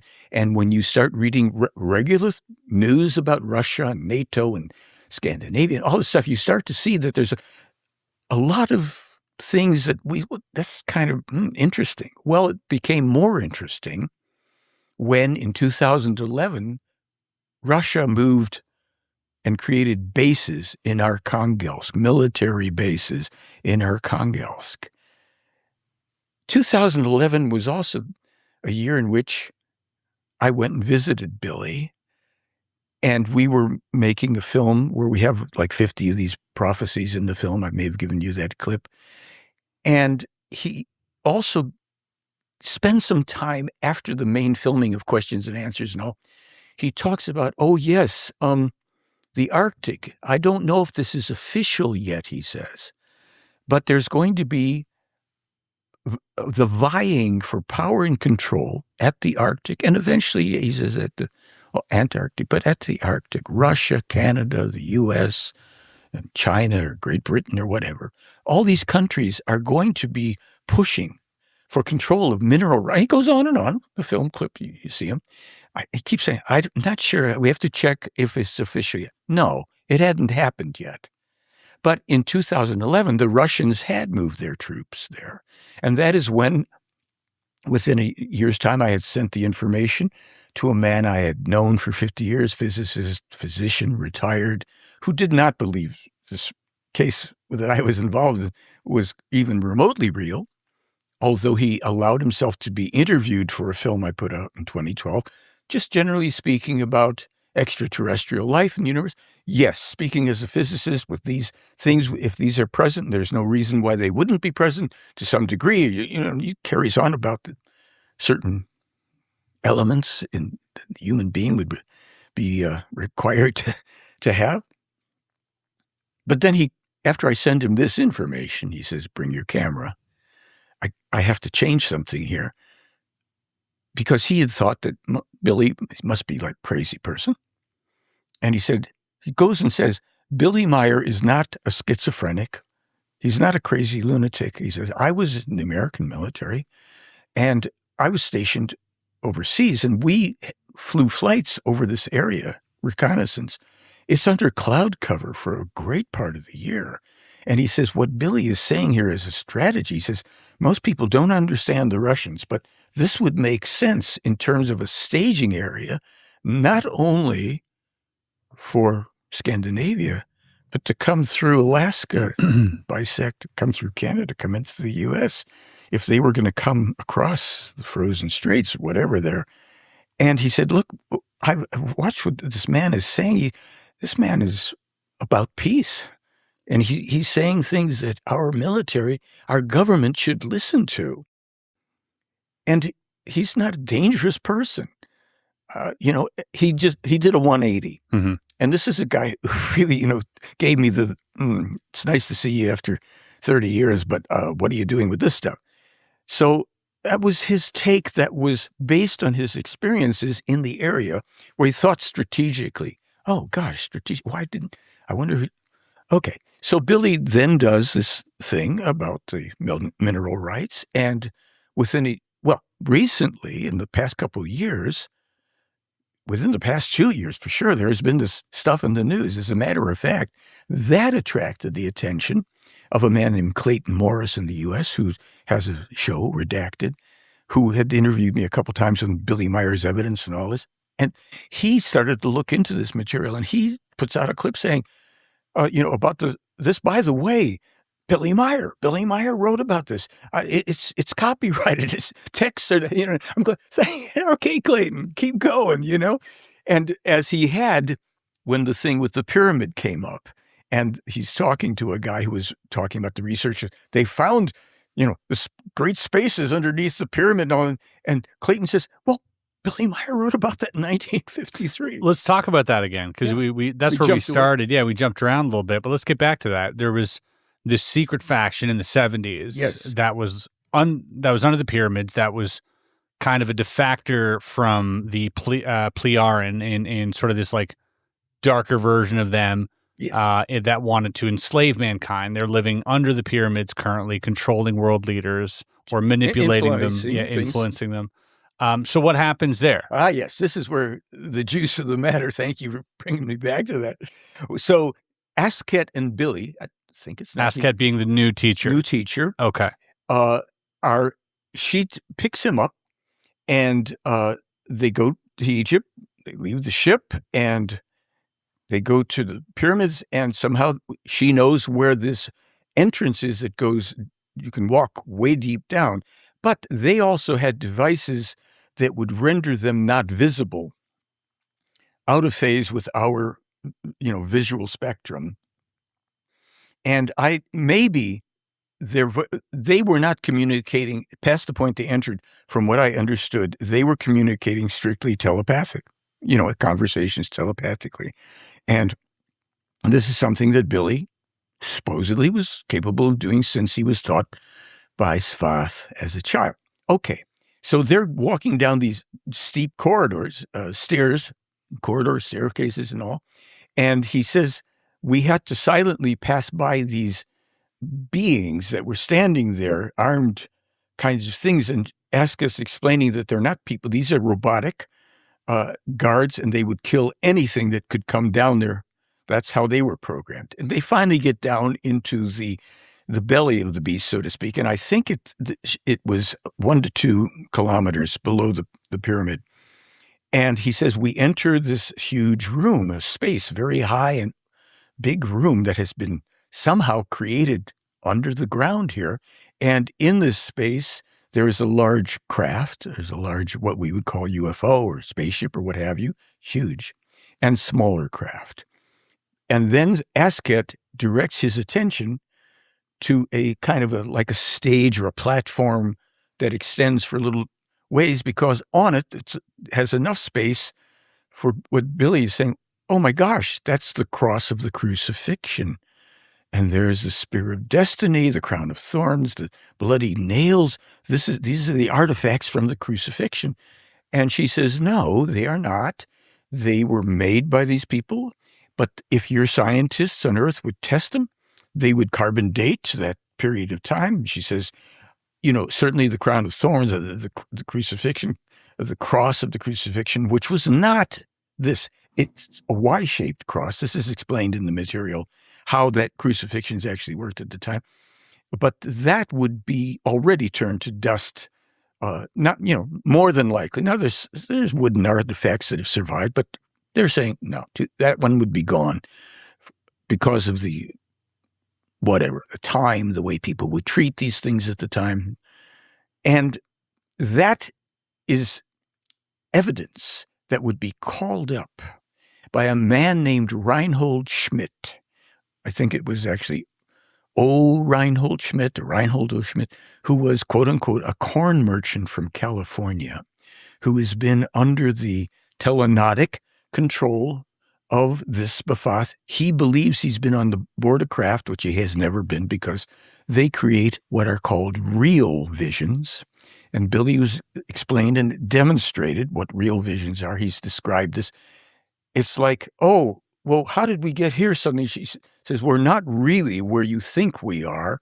This is a real vision. And to all appearance, through the perceptions and senses of the human being, they would be in a given room or out somewhere in a space, and everything would be very real to them. But they would be sitting somewhere under a complete, we could call it hypnotic, it's telenotic control until they're brought out of it. They could be given information. This is what's being done. Like a Manchurian Candidate type. High-tech, real high-tech, where they, and at a given point in time, the intention was that this man would come forward. He would have been implanted with information. People will love that word, I'm sure, because in effect, what other word could we say? He would fully believe this. He would be able to say things and present evidence and produce the artifacts from the second coming, because the agenda here was to bring people, human beings of Earth, together under one religion, world religion control. So these people, the Bafath, had that agenda. That was the thing. And they wanted to get rid of Billy Meier. Fast forward to a holiday in August sometime in maybe 25 years later, because Billy's learning all this stuff in 53. Now we're at about 78 or 75, whatever it is, when they're having this event in Switzerland. The cannons are going off, and the Bafath had put a ship in motion towards the center, the farmhouse that Billy renovated, where everybody lives and works from.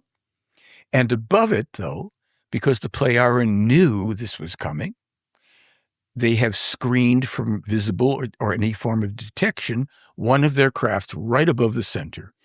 The Bafath craft comes over, and they're synchronizing to when a cannon goes off in the valley, they're going to send a sonic attack beam down to hopefully detonate, blow up a water heater, whatever, something. The place would be like exploded, and everybody in there, including and especially Billy, would be killed.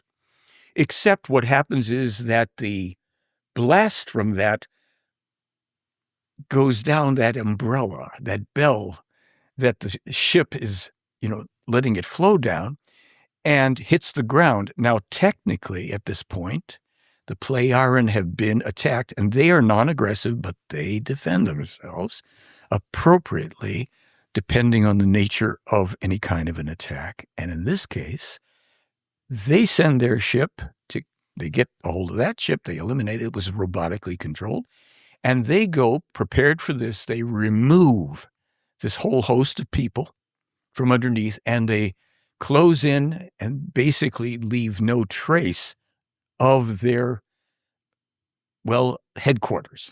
Now, this is not all that unusual. The Plejaren, another group did this on Mars when they, it's another story for another time. Okay. Well, wouldn't it be easier to just, like, if you were going to assassinate this man, to just, like, appear in his room and just, like, snuff him out? They may not have had that ability personally, as some, like the Plejaren, maybe. I do not know. But also, I cannot presume. I mean, look, enough people have tried to kill Billy that certainly they appear where they know where he's going to be walking. And Billy in our first film, Silent Revolution, he shows a metal plate that he had put in an agenda book and secured inside behind his jacket because he had dreamt the night before he would get shot. He would be shot when he hits a certain point on the road, and this is where the bullet would hit. And the person did appear and shot and disappeared, and later contacted him to Billy, strange things, to say, I am the person that did that. I would like to apologize. And Billy said, well, you can come over, and we're not going to call the police on you or anything. And they met. Some of this, you can read it and you can go, nah, or yeah, or who knows, or whatever.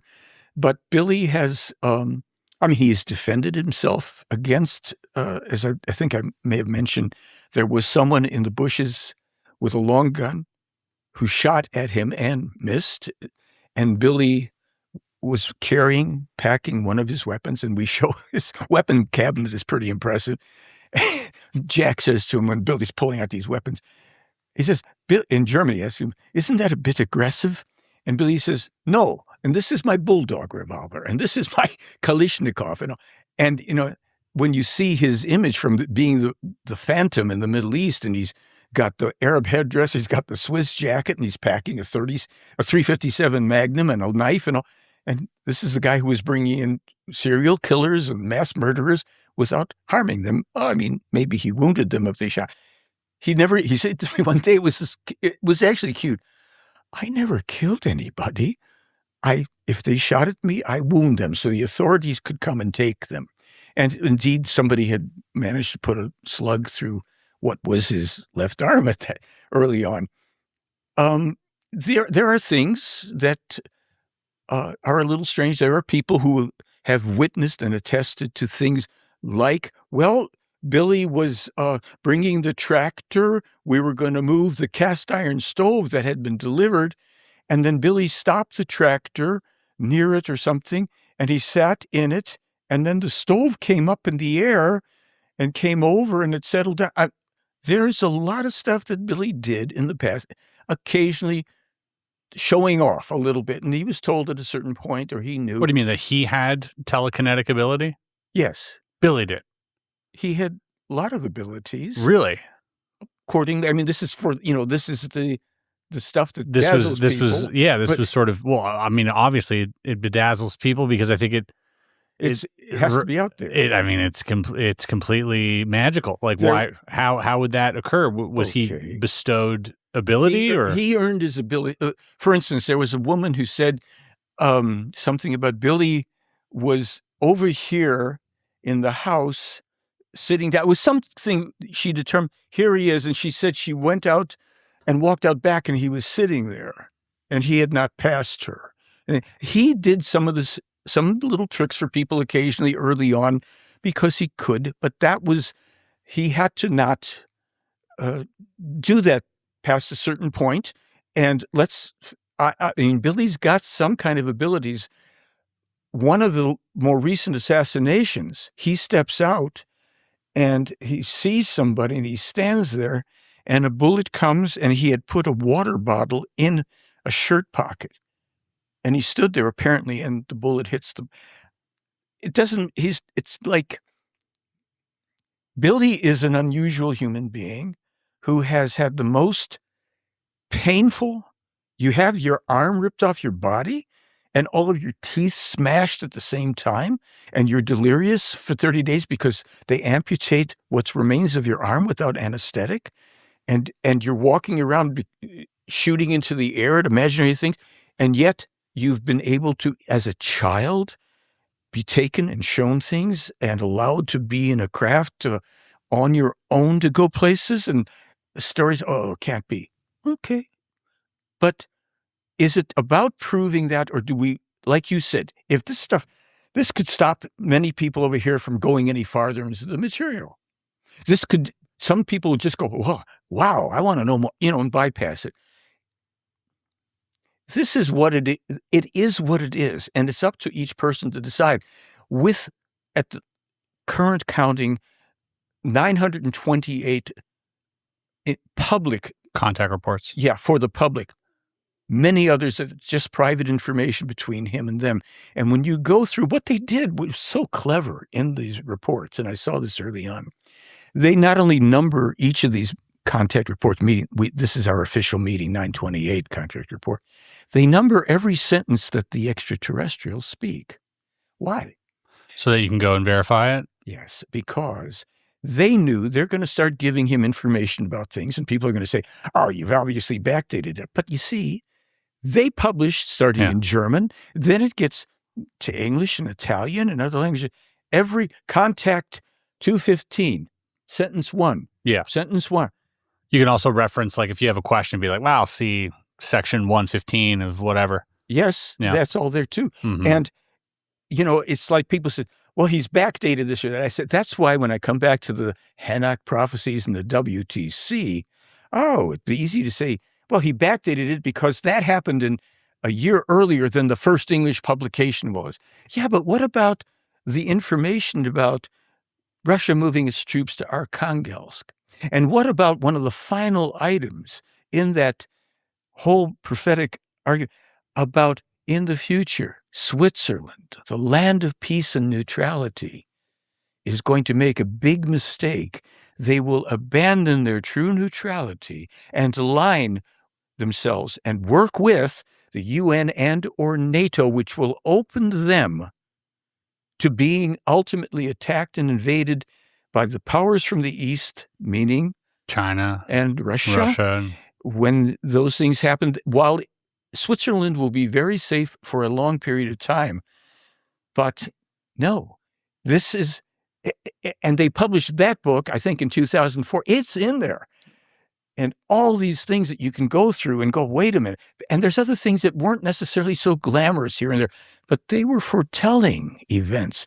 And those events have occurred. Do you think there is a sense of like confirmation bias here where there is so much literature that you can, and I'm asking because I know this will be asked and this will be mentioned as well, but because there is so much literature in these 1,000 or so contact cases or contact reports that you can kind of cherry pick, because it would seem like, if I'll give you a practical example of this. You have these fake mediums on television. Yeah, exactly. And what they do is that they'll hit you with a bunch of facts. They'll hit you with a bunch of like keywords, buzzwords, and they'll throw things out there. Yeah. And when something clicks, then they go down that road and they go down that road. And in retrospect, you look at this and you go, oh my God, they were right about this, this, and this. But what about? But then you forget all the misses, right? You forget all the things they were wrong about. And that's part of like human psychology of our brains and its ability to pattern match, right? And to recognize connection. And so do you think that there's any of that? Like, have you ever found stuff in his reports that you thought, oh, this is completely, utterly wrong, like 100% like false? Is there anything in there or? No. And, but it doesn't mean it's not there. Let's just be honest. Yeah, but you've not come across that? See here, the process for me, after I immersed myself into really reading and then rereading everything I could get my hands on because of a couple instances that jumped out of me after I had the, UFO book where the 1,800 pages that had been given to me by a guy actually who created a false career pretending he was an Andromedan contactee. Wonderful. Yeah. Oh, great. I mean, muddy the waters. I'm now Alex Collier. Wait a minute. I thought your name was Ralph Amagran.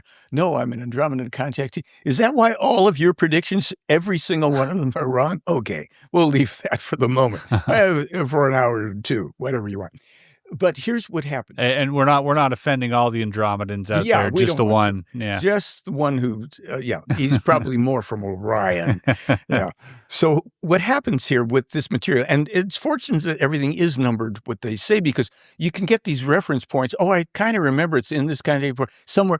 All right. So what happens for me, and it still happens, something appears in the news. A couple things appeared in the news. Recently, one that appeared in the news. I'll just use it as an example because I had read it and I'd never noticed this news prior. Maybe it was never of interest to me, or it didn't appear. Back in the day, I guess I'm not even sure of the exact date that the first, and I'll know after this, I'll say, oh, I should have said that. But there was a conflagration in the Falkland Islands, right? Argentina and the UK had a dispute about it, and all this stuff went down. The Falklands. Well, it came and went in my memory, knowledge banks, if I ever knew it at the time. But the interesting part about it was that subsequent to the conflagration, or it's going to have been before it, in 1982, Billy gives a radio interview with an English-speaking man on a Swiss radio station network or something. The guy sounds like an American, perhaps. It could have been some other. But at the very end of this thing, and we have all this online too, people can hear it, he asks Billy about the potential for a Third World War. And Billy at this time is speaking pretty good English. This is before he had also an accident where he had a brain injury that I'll stick to the story. So here in 1982, and he's pretty good, although he gets a few words mixed up, he does, and he is asked about a Third World War, and Billy says, yes, that is going to happen. It cannot be avoided. It's certainty. It's a prediction. And this is pretty early on. And the guy says, well, Billy, can you tell us more about who's involved? He says, well, I don't know if I should have. He says, let us decide about that. Just tell us what you know about this. And I'm trying to remember the sequence. He says, well, it's going to be the big attacks, conflict between the UK and Russia. And other countries involved will be Iran, Israel, Iraq, and the Falklands. The Falklands, 1982. So within about the last week to 10 days, there was an article that passed, something in the American news about Trump. There's some issue. He's got an issue with NATO, and there's something about the Falklands has come up again. I'm going, oh my gosh, it never stops. Point being here, things that those of us who've been researching this material, you can't remember everything, but there are things that when something comes in the news that seems like, oh, isn't it? Now, I have also gone to look, I think this must be in the market, and it wasn't. But you found the interview. Nothing. It's more like there may be a discovery or an incident somewhere, and it seems to me, oh, I'll bet you Billy had foretold that. No, he didn't. But then I start to see the things that we've gathered, and I think we're over 250 to 300 specific error-free examples. In other words, when something can be evaluated for accuracy, let's just say that something comes up, and Billy's talked about it, but what comes up is completely contrary to whatever he predicted. Sure. I have to go, well, that's a miss. Or how did he get that so wrong? Well, he's a human being. Yeah. It seems to be that the things he's foretelling, at least the things that you've noticed, have been accurate. Yeah, here's one. In 2006, I'm in Switzerland standing and talking with Billy, and I said to him, the question is almost exactly this, Billy, fundamentally, was the Iraq War about oil? I'm leading. Of course he's going to say it was. What does he say to me? He lifts his finger. Fundamentally, no.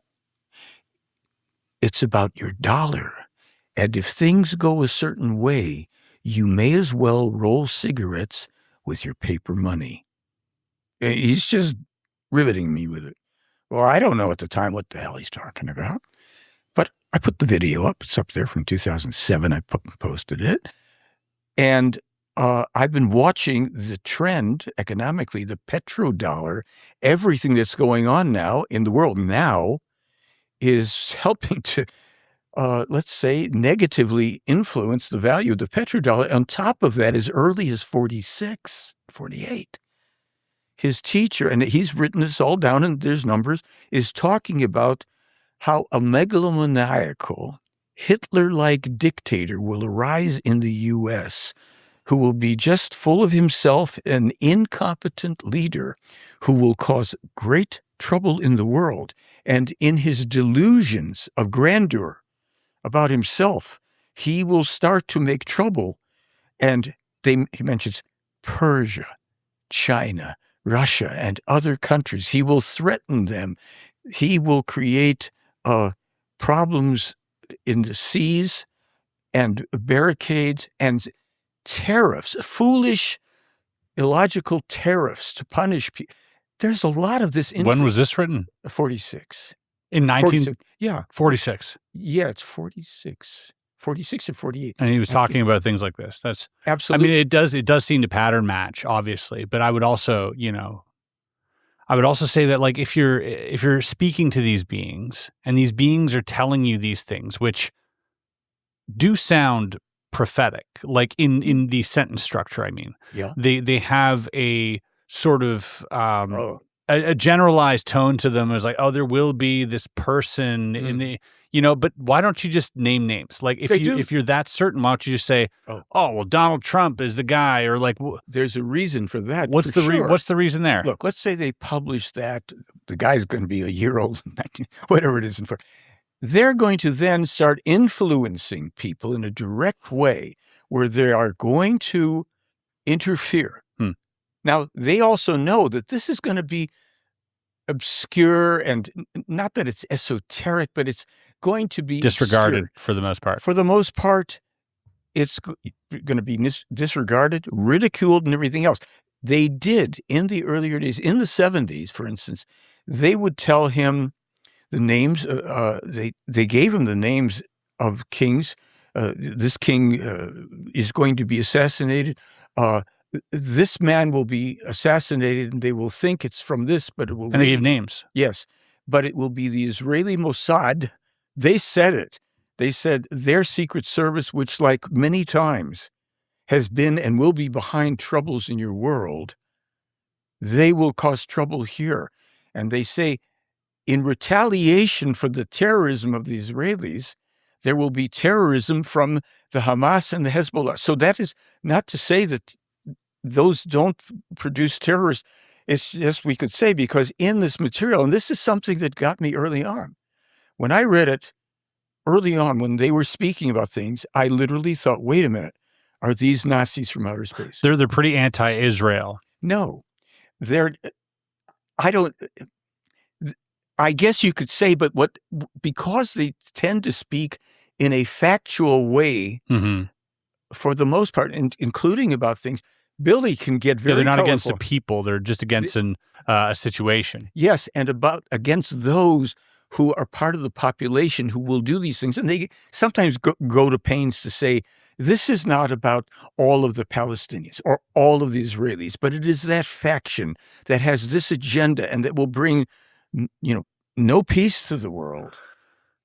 If you were the thing is, like, I mean, obviously people are going to jump to this as well, because this is where my mind's going, I feel like. But like, if you were being given prophetic messages and you believe these messages to come from extraterrestrials, do you think that there is some type of world where he is being sort of fed information from terrestrial means that are like psyoping him? Because all of these things seem like, someone's agenda. They're like, no, these guys are the bad guys. These guys are the good guys. You got to side with these guys. You got to watch out for this. It isn't put that way because, and this is where I was saying are these Nazis from outer space? Not from that so much as the earlier material where they talk about the histories of different peoples.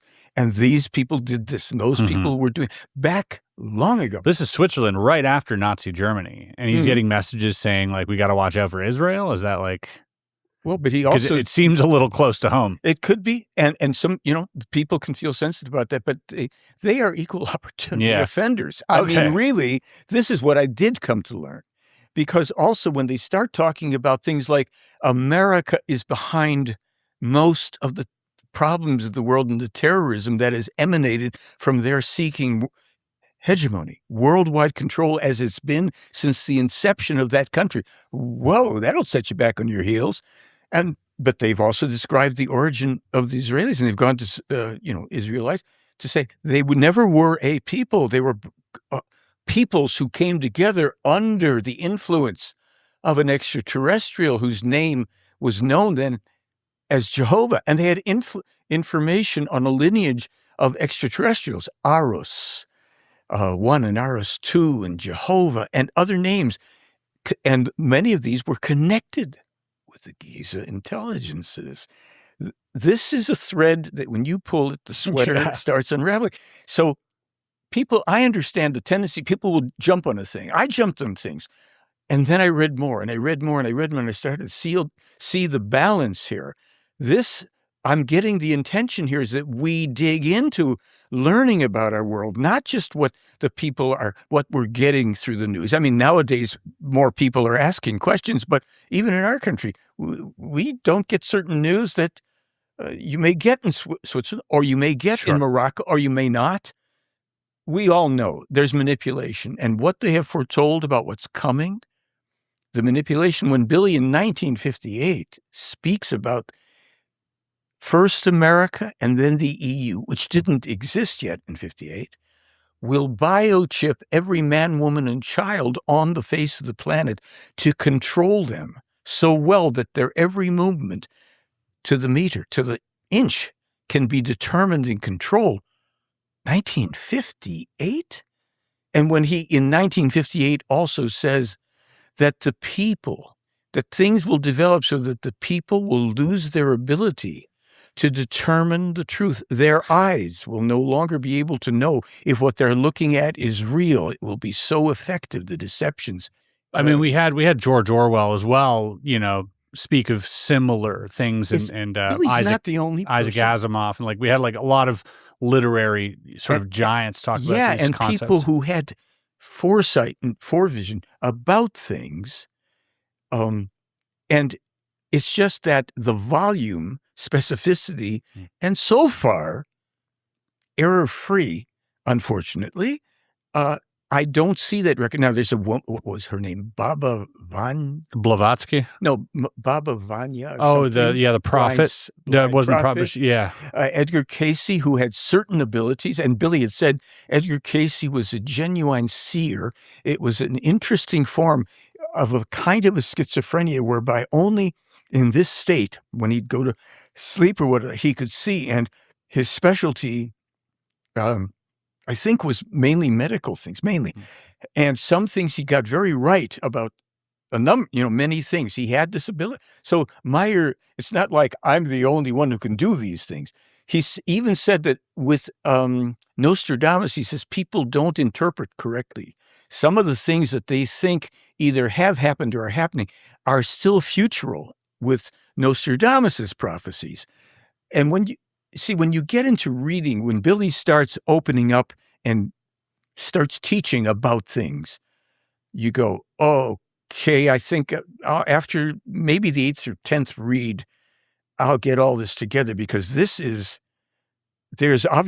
logic. I don't recognize what this information. There is another level there. Now, there are people that are, we have people that contribute to our blog. I think they're smarter than I am easily, and that they're so erudite and so able to reference so many things that when we post a blog, when we post contact report or something, they've got that encyclopedic. And it's terrific, because some of the things I say, I know that.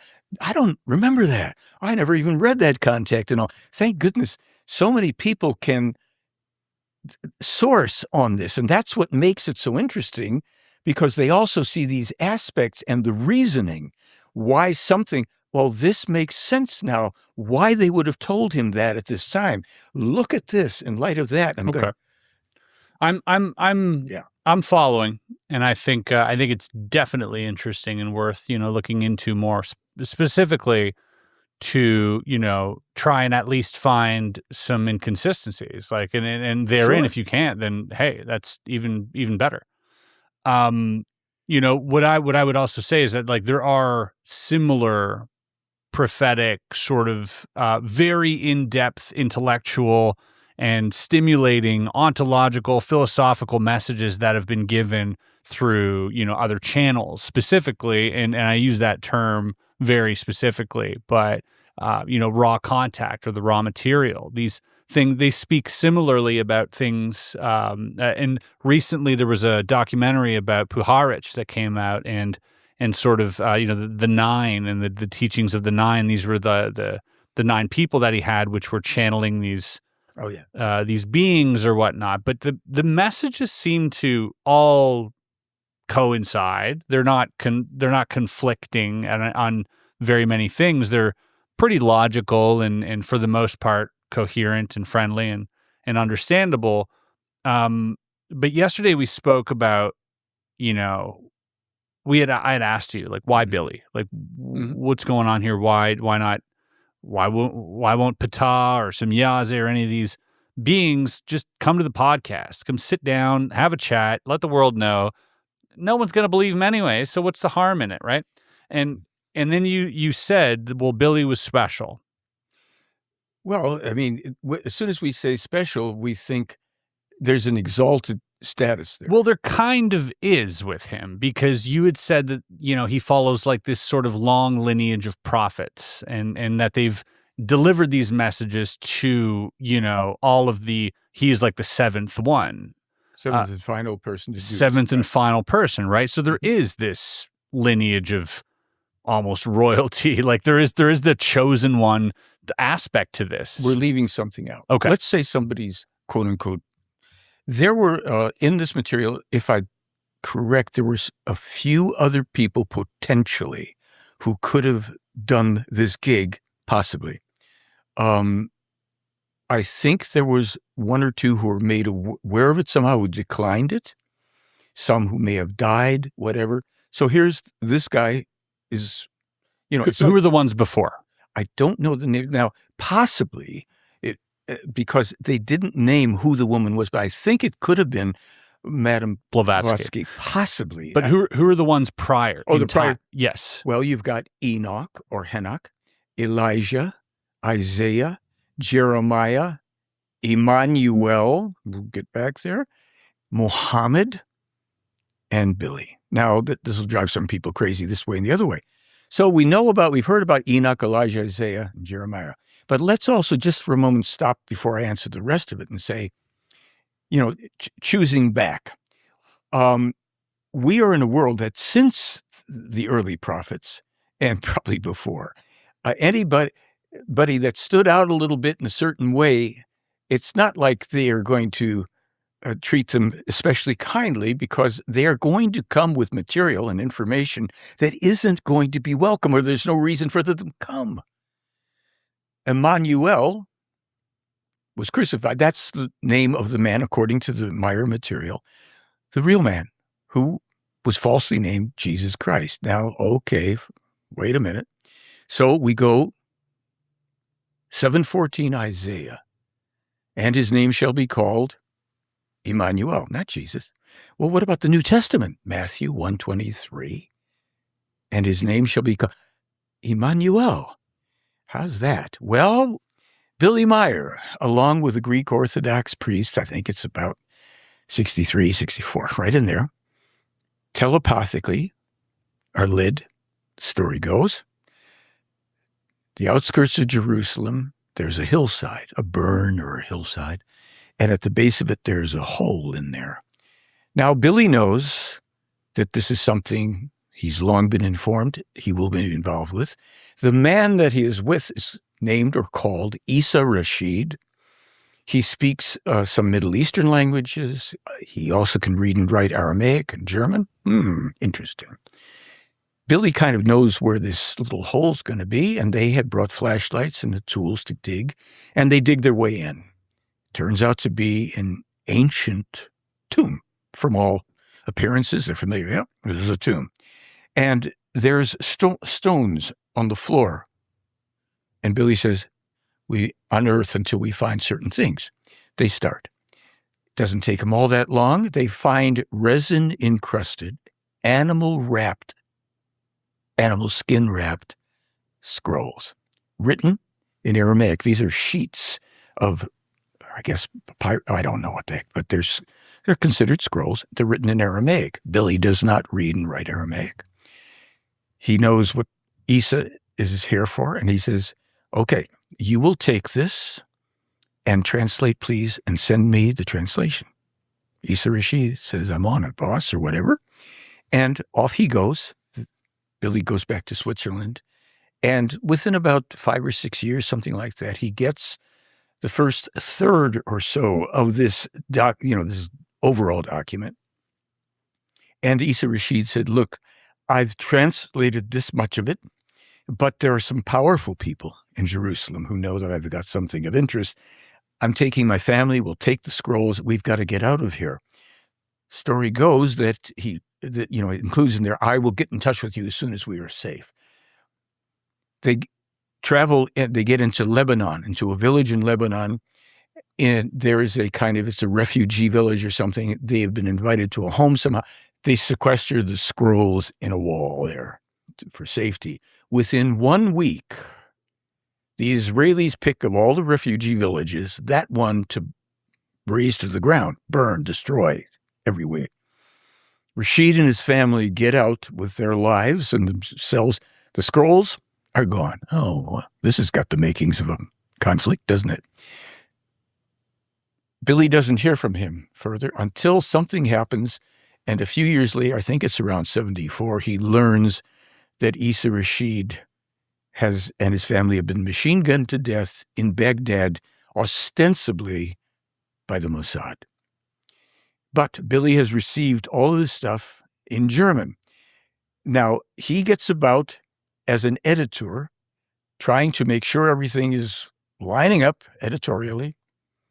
And he discovers later more that Isa Rashid had changed certain things based on his own religiosity. There were certain things in here that didn't fit with his beliefs. This is, if this is not easy Space Brothers stuff, sure. Human beings, wherever they're involved, things can and will get screwed up. Yeah, as it probably already has with the Bible.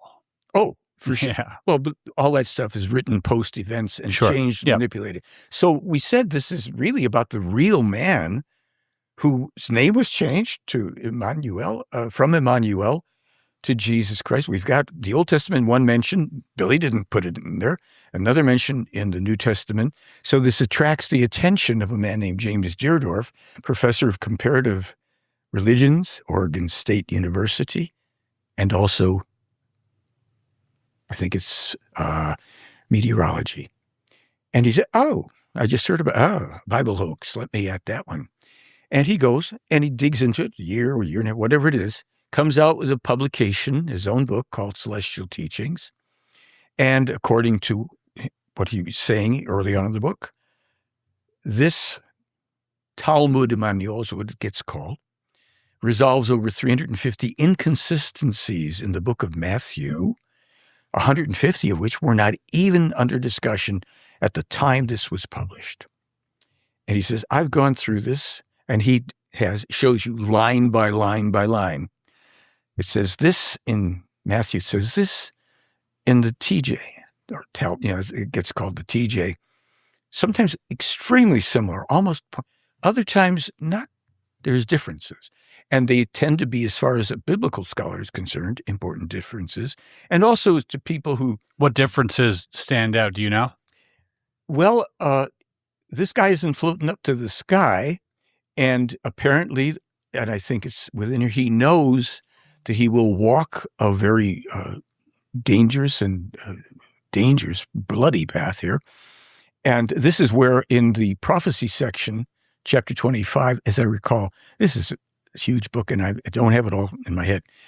He is excoriating the scribes and Pharisees. This stuff made it into the New Testament, didn't it? Generation of vipers and all this.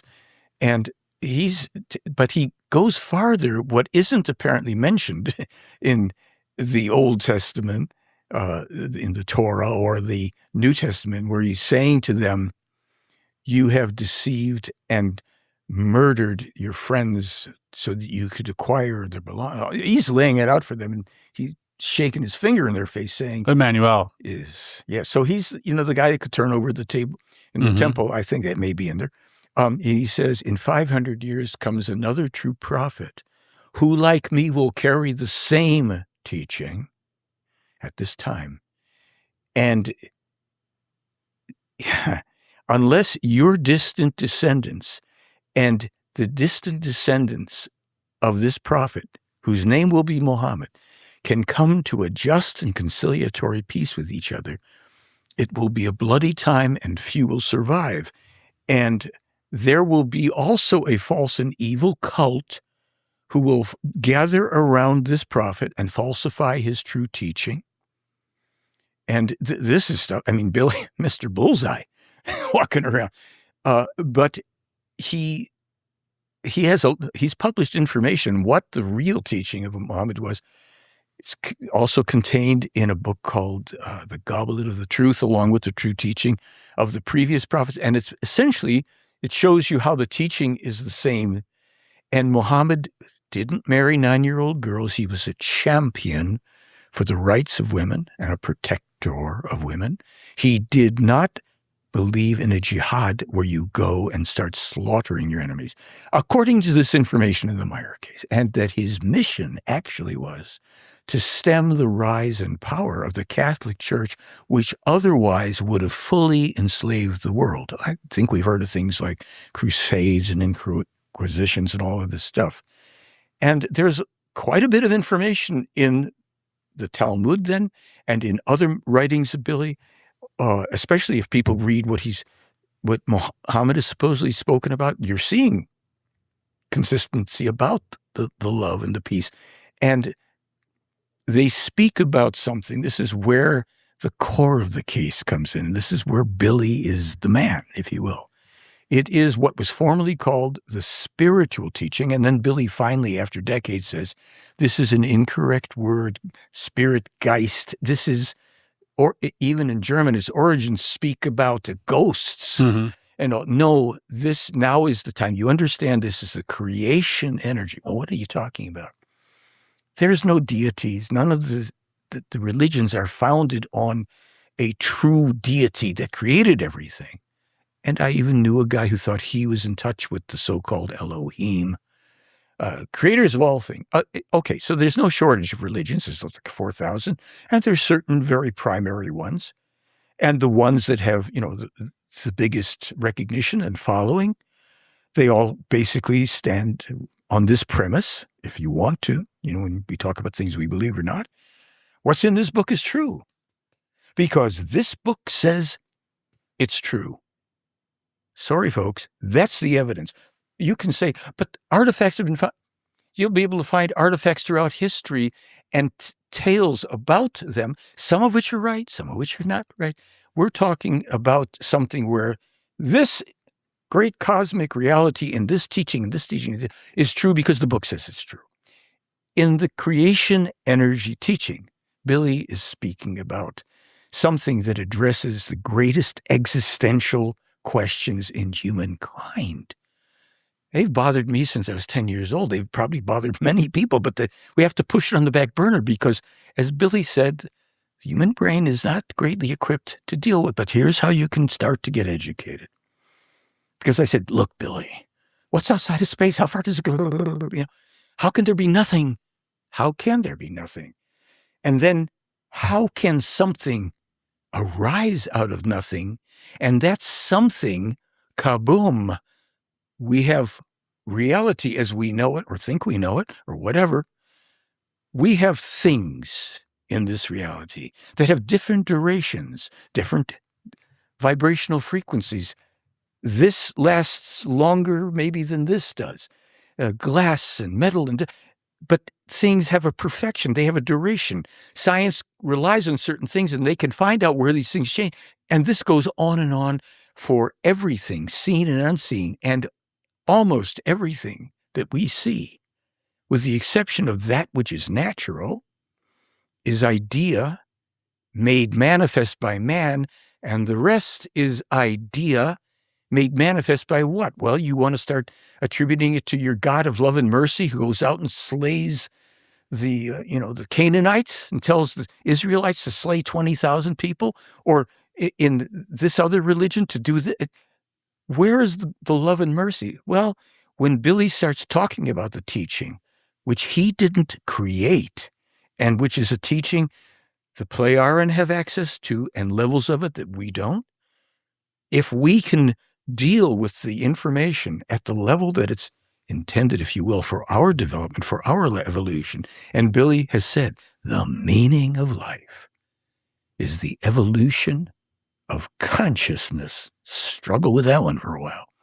So instead of us lording it over others as the people connected to the Giza intelligences and the other gods did oftentimes because they could, and they played with the primitive humans, this creation is the source of all that exists. And if we want to begin to contemplate that and start to learn that, there are immutable universal laws. And our scientists know some of them.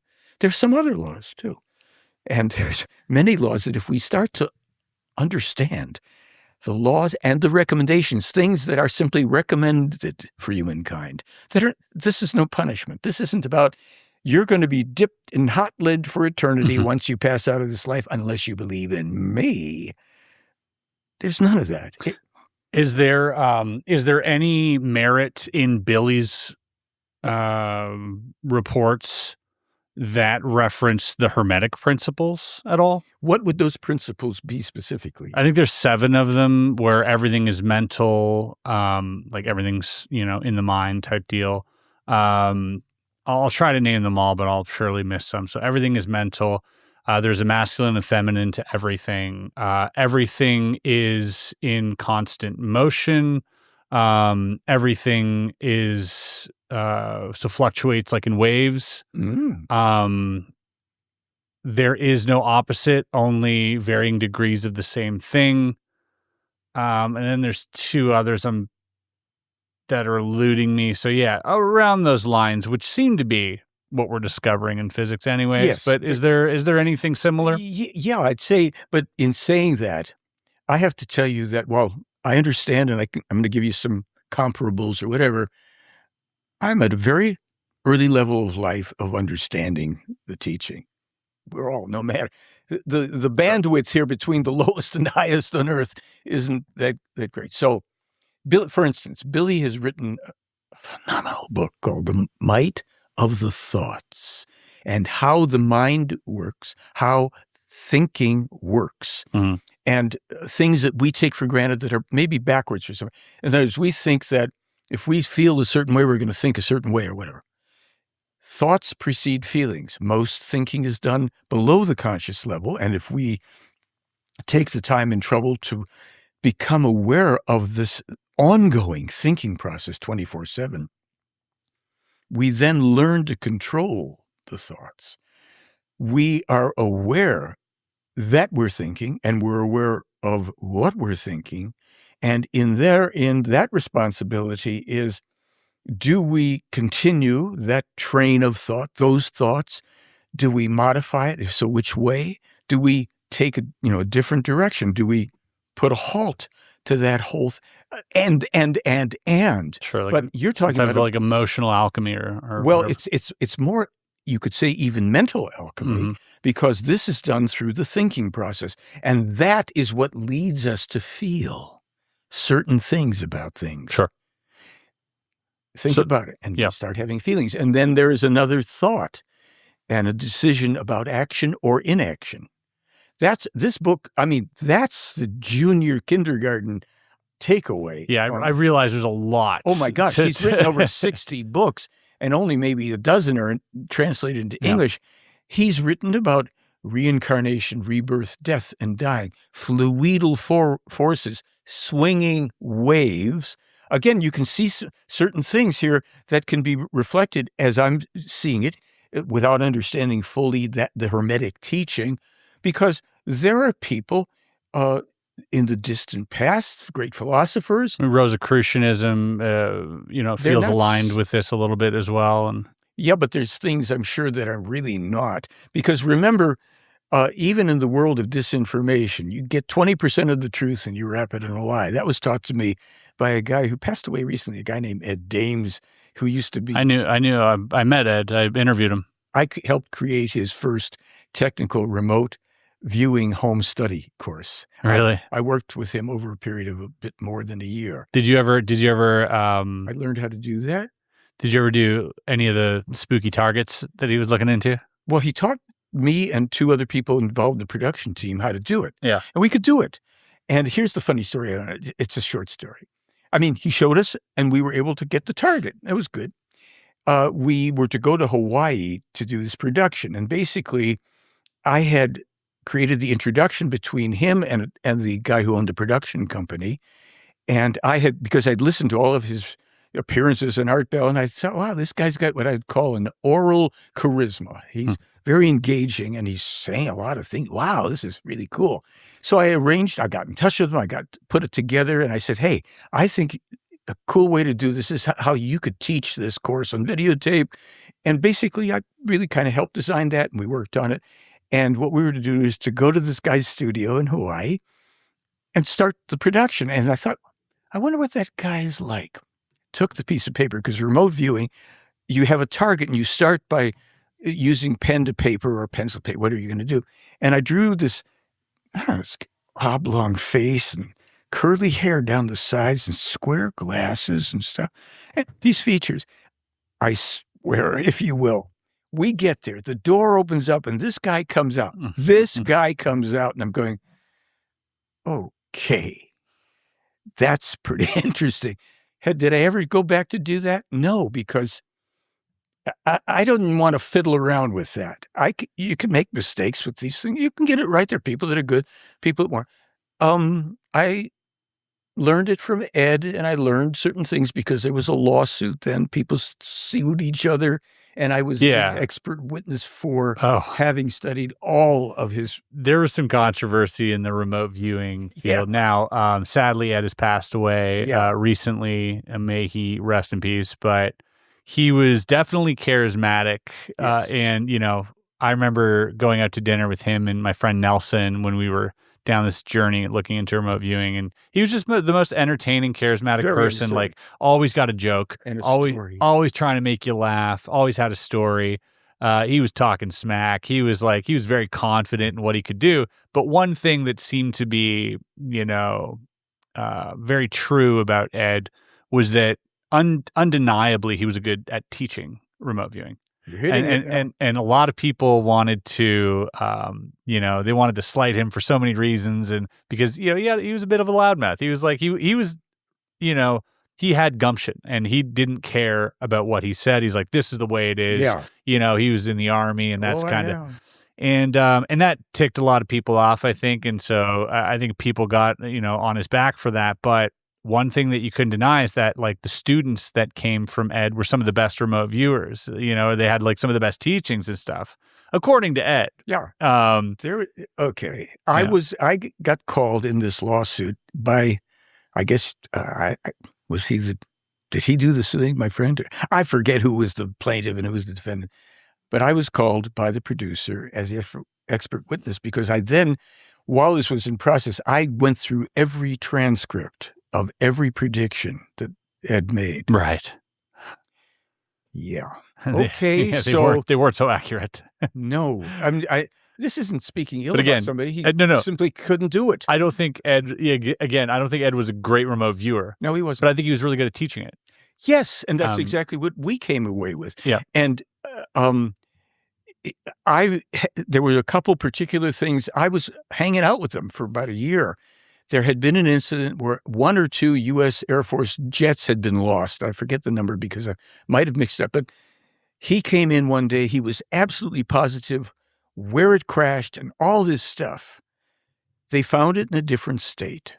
It had nothing to do with came up here. And he just let that go. And it was like I didn't see anything accurate from her. But I found him to be an interesting and entertaining guy. Yeah. I wish I'd read the contact reports a little earlier before I got involved with the whole thing, because they were in there. prior to that about his company. Really? And, yes. What did they mention about Ed? They said that this company, SciTech, they named it, was basically more about making a lot of money. There was authentic remote viewing, and I think they mentioned that the Russians had Pine and all, but that this was. I mean, they dissed him after I'd gone through his whole thing. But it was great. I found out for myself.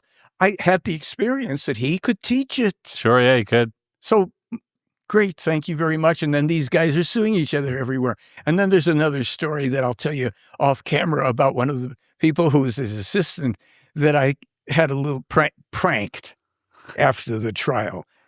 You know, we all have different sides to our nature, but this guy pranked and he loved it, it turned out. That's very funny. It was funny. He's, I remember the last communication I had with him. When I met with him, he was convinced that I was going to be the one to film First Contact with him, that he was being led to First Contact. Yeah. And he had he regaled me with all these stories of when he was out there with was the Prince of Liechtenstein and like all sorts and you know, the Hal Puthoff and they went out to see UFOs and, you know, they would remote view where the UFO would be. And he said, you know, they're going to meet me, and he would write me emails and say, you're going to come film me. You're going to come film me. Go out there. And then I'd follow up with him. I was like, so did you? And he's like, yeah, timing wasn't right or something. Something went awry. But I'm going to pause for a second. Sure. We got some questions from the audience, if you don't mind. I don't mind. Would you like to take a little break before we get into this, or are you good to keep going? I'm fine. Okay. Now I know that one of the questions we already kind of answered, and that usually happens because, you know, I have good questions, but arguably the questions from the audience are always better because they're so intelligent. There's smart people in there, and there's a whole bunch of them. You know, I think you got like 20 or 30 questions here, but we're going to grab a few of them. And if you at home wonder how can you possibly ask one of our guests a question? You can become a member, and that is one of the perks that you get for being a member. So here we go. Great question.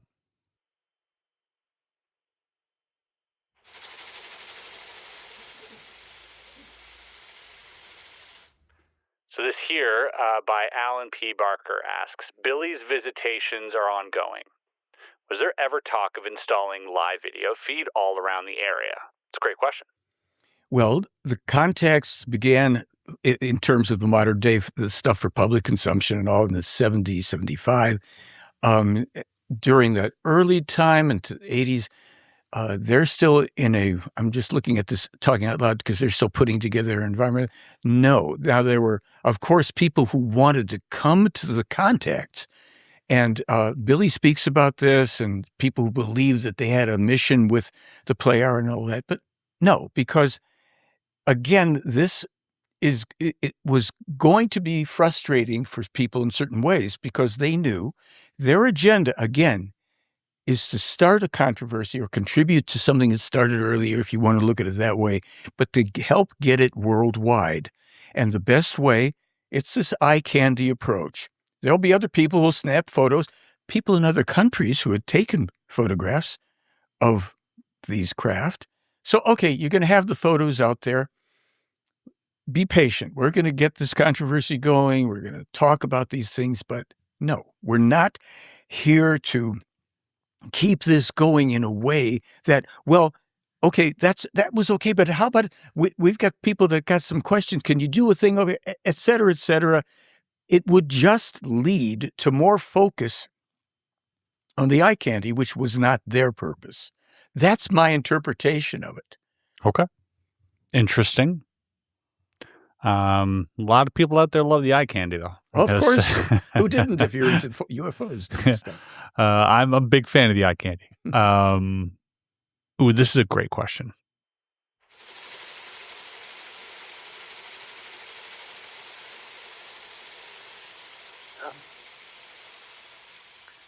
Gina asks, what is one thing about the Meier case you don't know that you would like a definitive answer to? Well, that is a great question. Yeah. Something that you could just go like definitively, there you have it. There's your answer. What would that be? I've never had, I can't recall. I mean, that's a great question. It's one I will think about a lot more and maybe have to send it in to you. It's like there's so many answers for things that I've wanted to know since childhood, things that I was having dreams on, and lights in the sky, being underneath a disc. But I get it now. It doesn't matter. Not because somebody says it doesn't matter. It's like, that's the phenomenon of that. And in the context, and we'll dip into this just a little bit in the context of this, the UFO and this disc-shaped thing that Bob Lazar, that Billy Meier, all this is not an accident. And this may help some people. Maybe it helps with this answer. I don't know. What's been said in this case is that on Earth, there are people, human beings, who have been part of, the original Earth humans evolving over long periods of time. People alive today, their creation energy form, their essence, may have already had 2 million incarnations as different people, because we're never in this reincarnational thing, which we can't really go too far into. But yes, there's such a thing as reincarnation, but it's not what we think. We're never the same person. We don't remember past lives. There are parts of that have more information, how we can draw on information that is contained from every life. Okay. But then there are also people who are here because they came with one or another group of extraterrestrials. Not always a great romantic thing. They died here. They were abandoned here, or they were attacked and killed by circumstances, other people on the planet. One of the laws is that a spirit form that dies on a given planet reincarnates, reanimates a new personality on the planet on which they die. Now, that, to answer a possible next question on that, is that if you're a space traveler then, and your society reached space travel, and you die somewhere else on a planet, and it kind of works that you're not going to suddenly have no future personalities because there's no life on that planet. That we go to, the spirit forms will be attracted through creational law to an inhabited planet, none of which are in our solar system, where there is evolving human life at a level that is commensurate overall, so that the spirit form comes in, there's a new personality, it's already has access so that it can fit into that society and evolve consciousness, the meaning of life, the evolution of consciousness. So the universe isn't this universe. It's not like, the universe is punishing me or rewarding me. Absolutely doesn't happen. There are laws, and if a circumstance comes about that creates this problem, it's solved in this way universally, and then you have to go on with your evolution.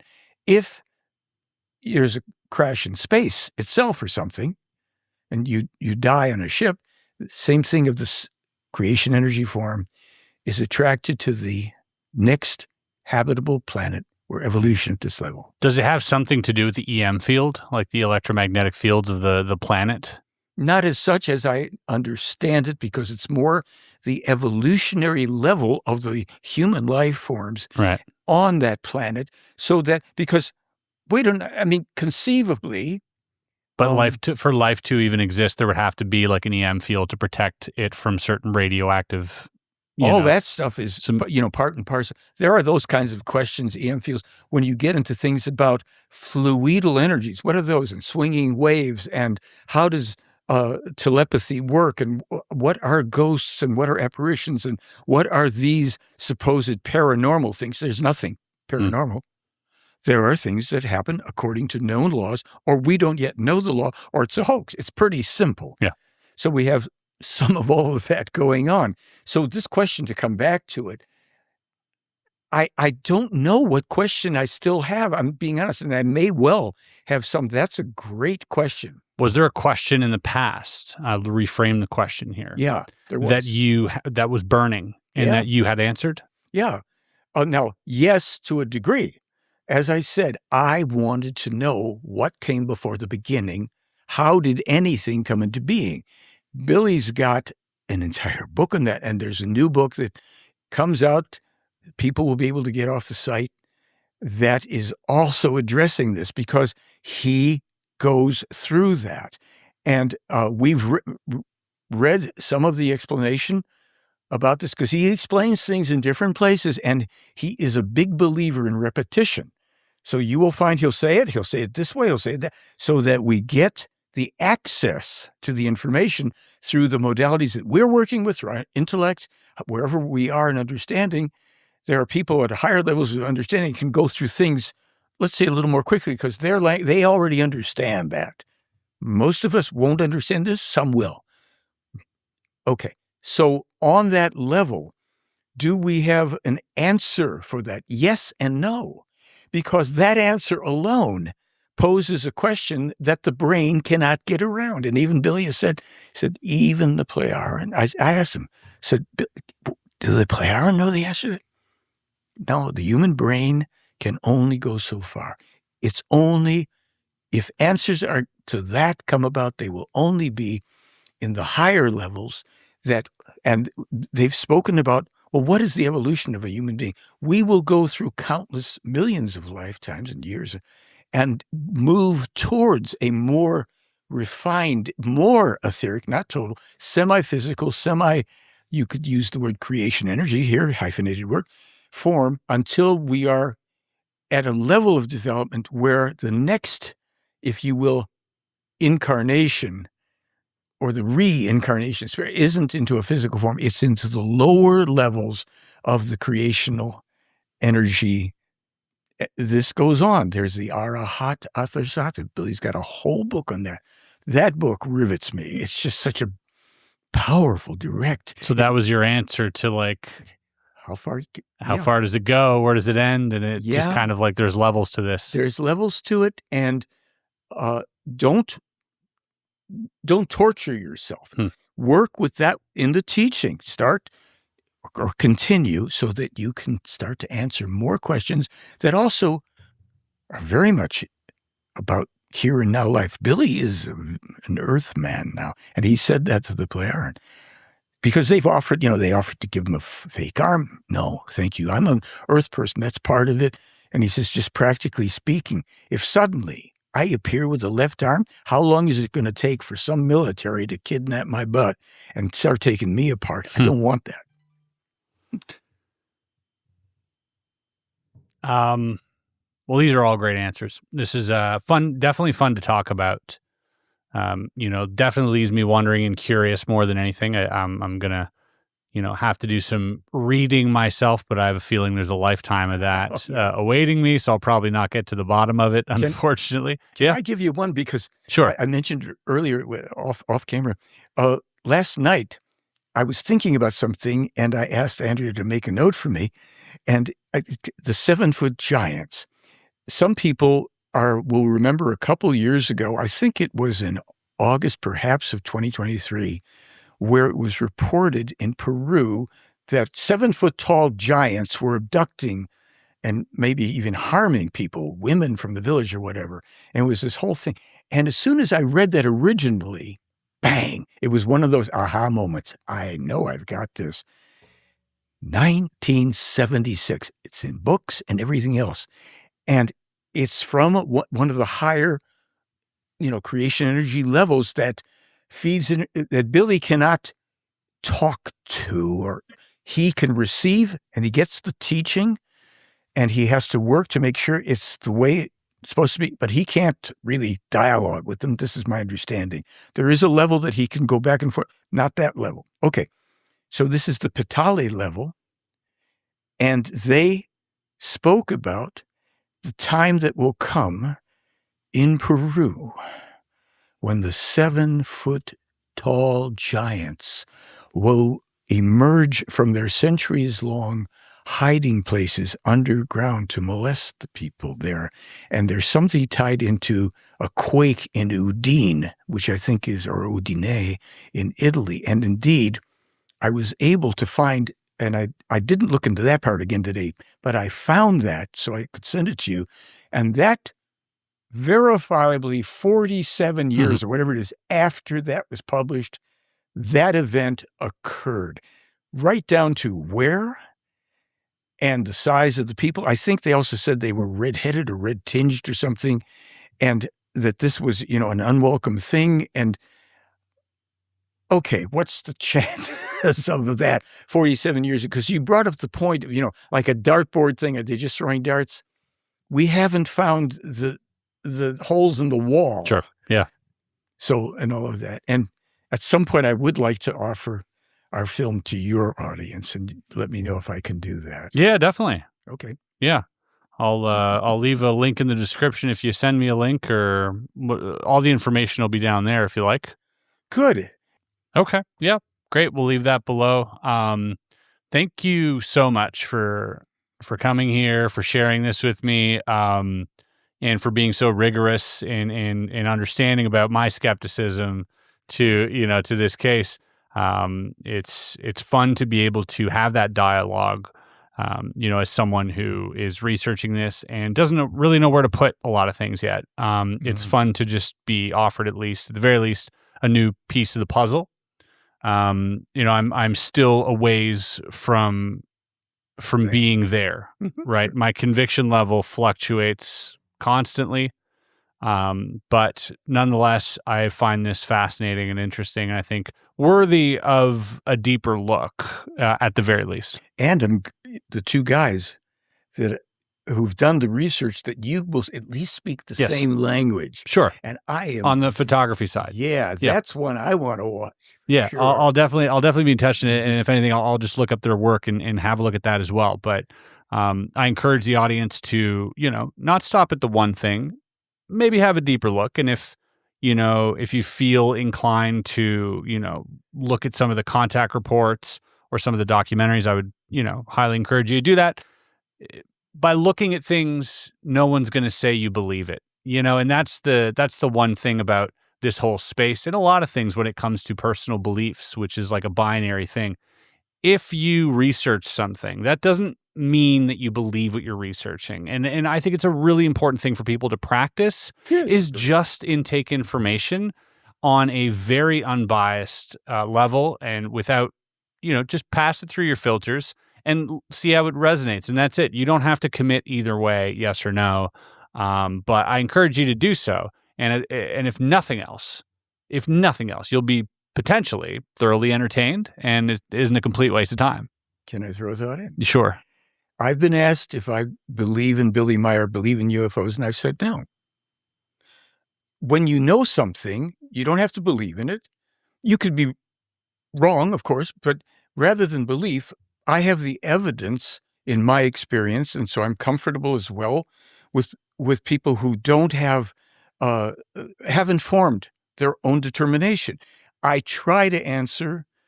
Oh, this is really asking for trouble. I try to answer all my email, but you've got an audience off the chart. Yeah. I can get around to it, but that's it. People, please do your own research. If it's really pressing, I will try to respond if I can help. I may be very terse and say, look over here, this, I know, I don't know, whatever.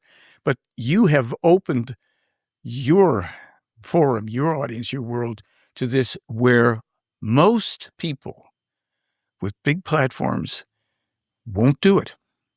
They just prefer what I consider the easy way. Sure. So I'm thanking you. And so I welcome. We're in the same boat, really. Well, there's rest assured that those who are opposed to any of this won't be watching at this point. So. You're right. So they have long since written their emails. Yeah, and their comments. Yeah, right. This guy is smoking. Yeah, that's right. But for the strong, brave, and true that have fought this one out and are still here listening, thank you for listening. Thank you for watching. And feel free to check out some of the work that Michael has left you and some of the links below. And at the very least, just have a gander at some of the stuff that's out there on the internet about this case. It's very interesting, and it continues to mystify, baffle, and intrigue me. I look forward to seeing more. So thank you, Michael. Pleasure.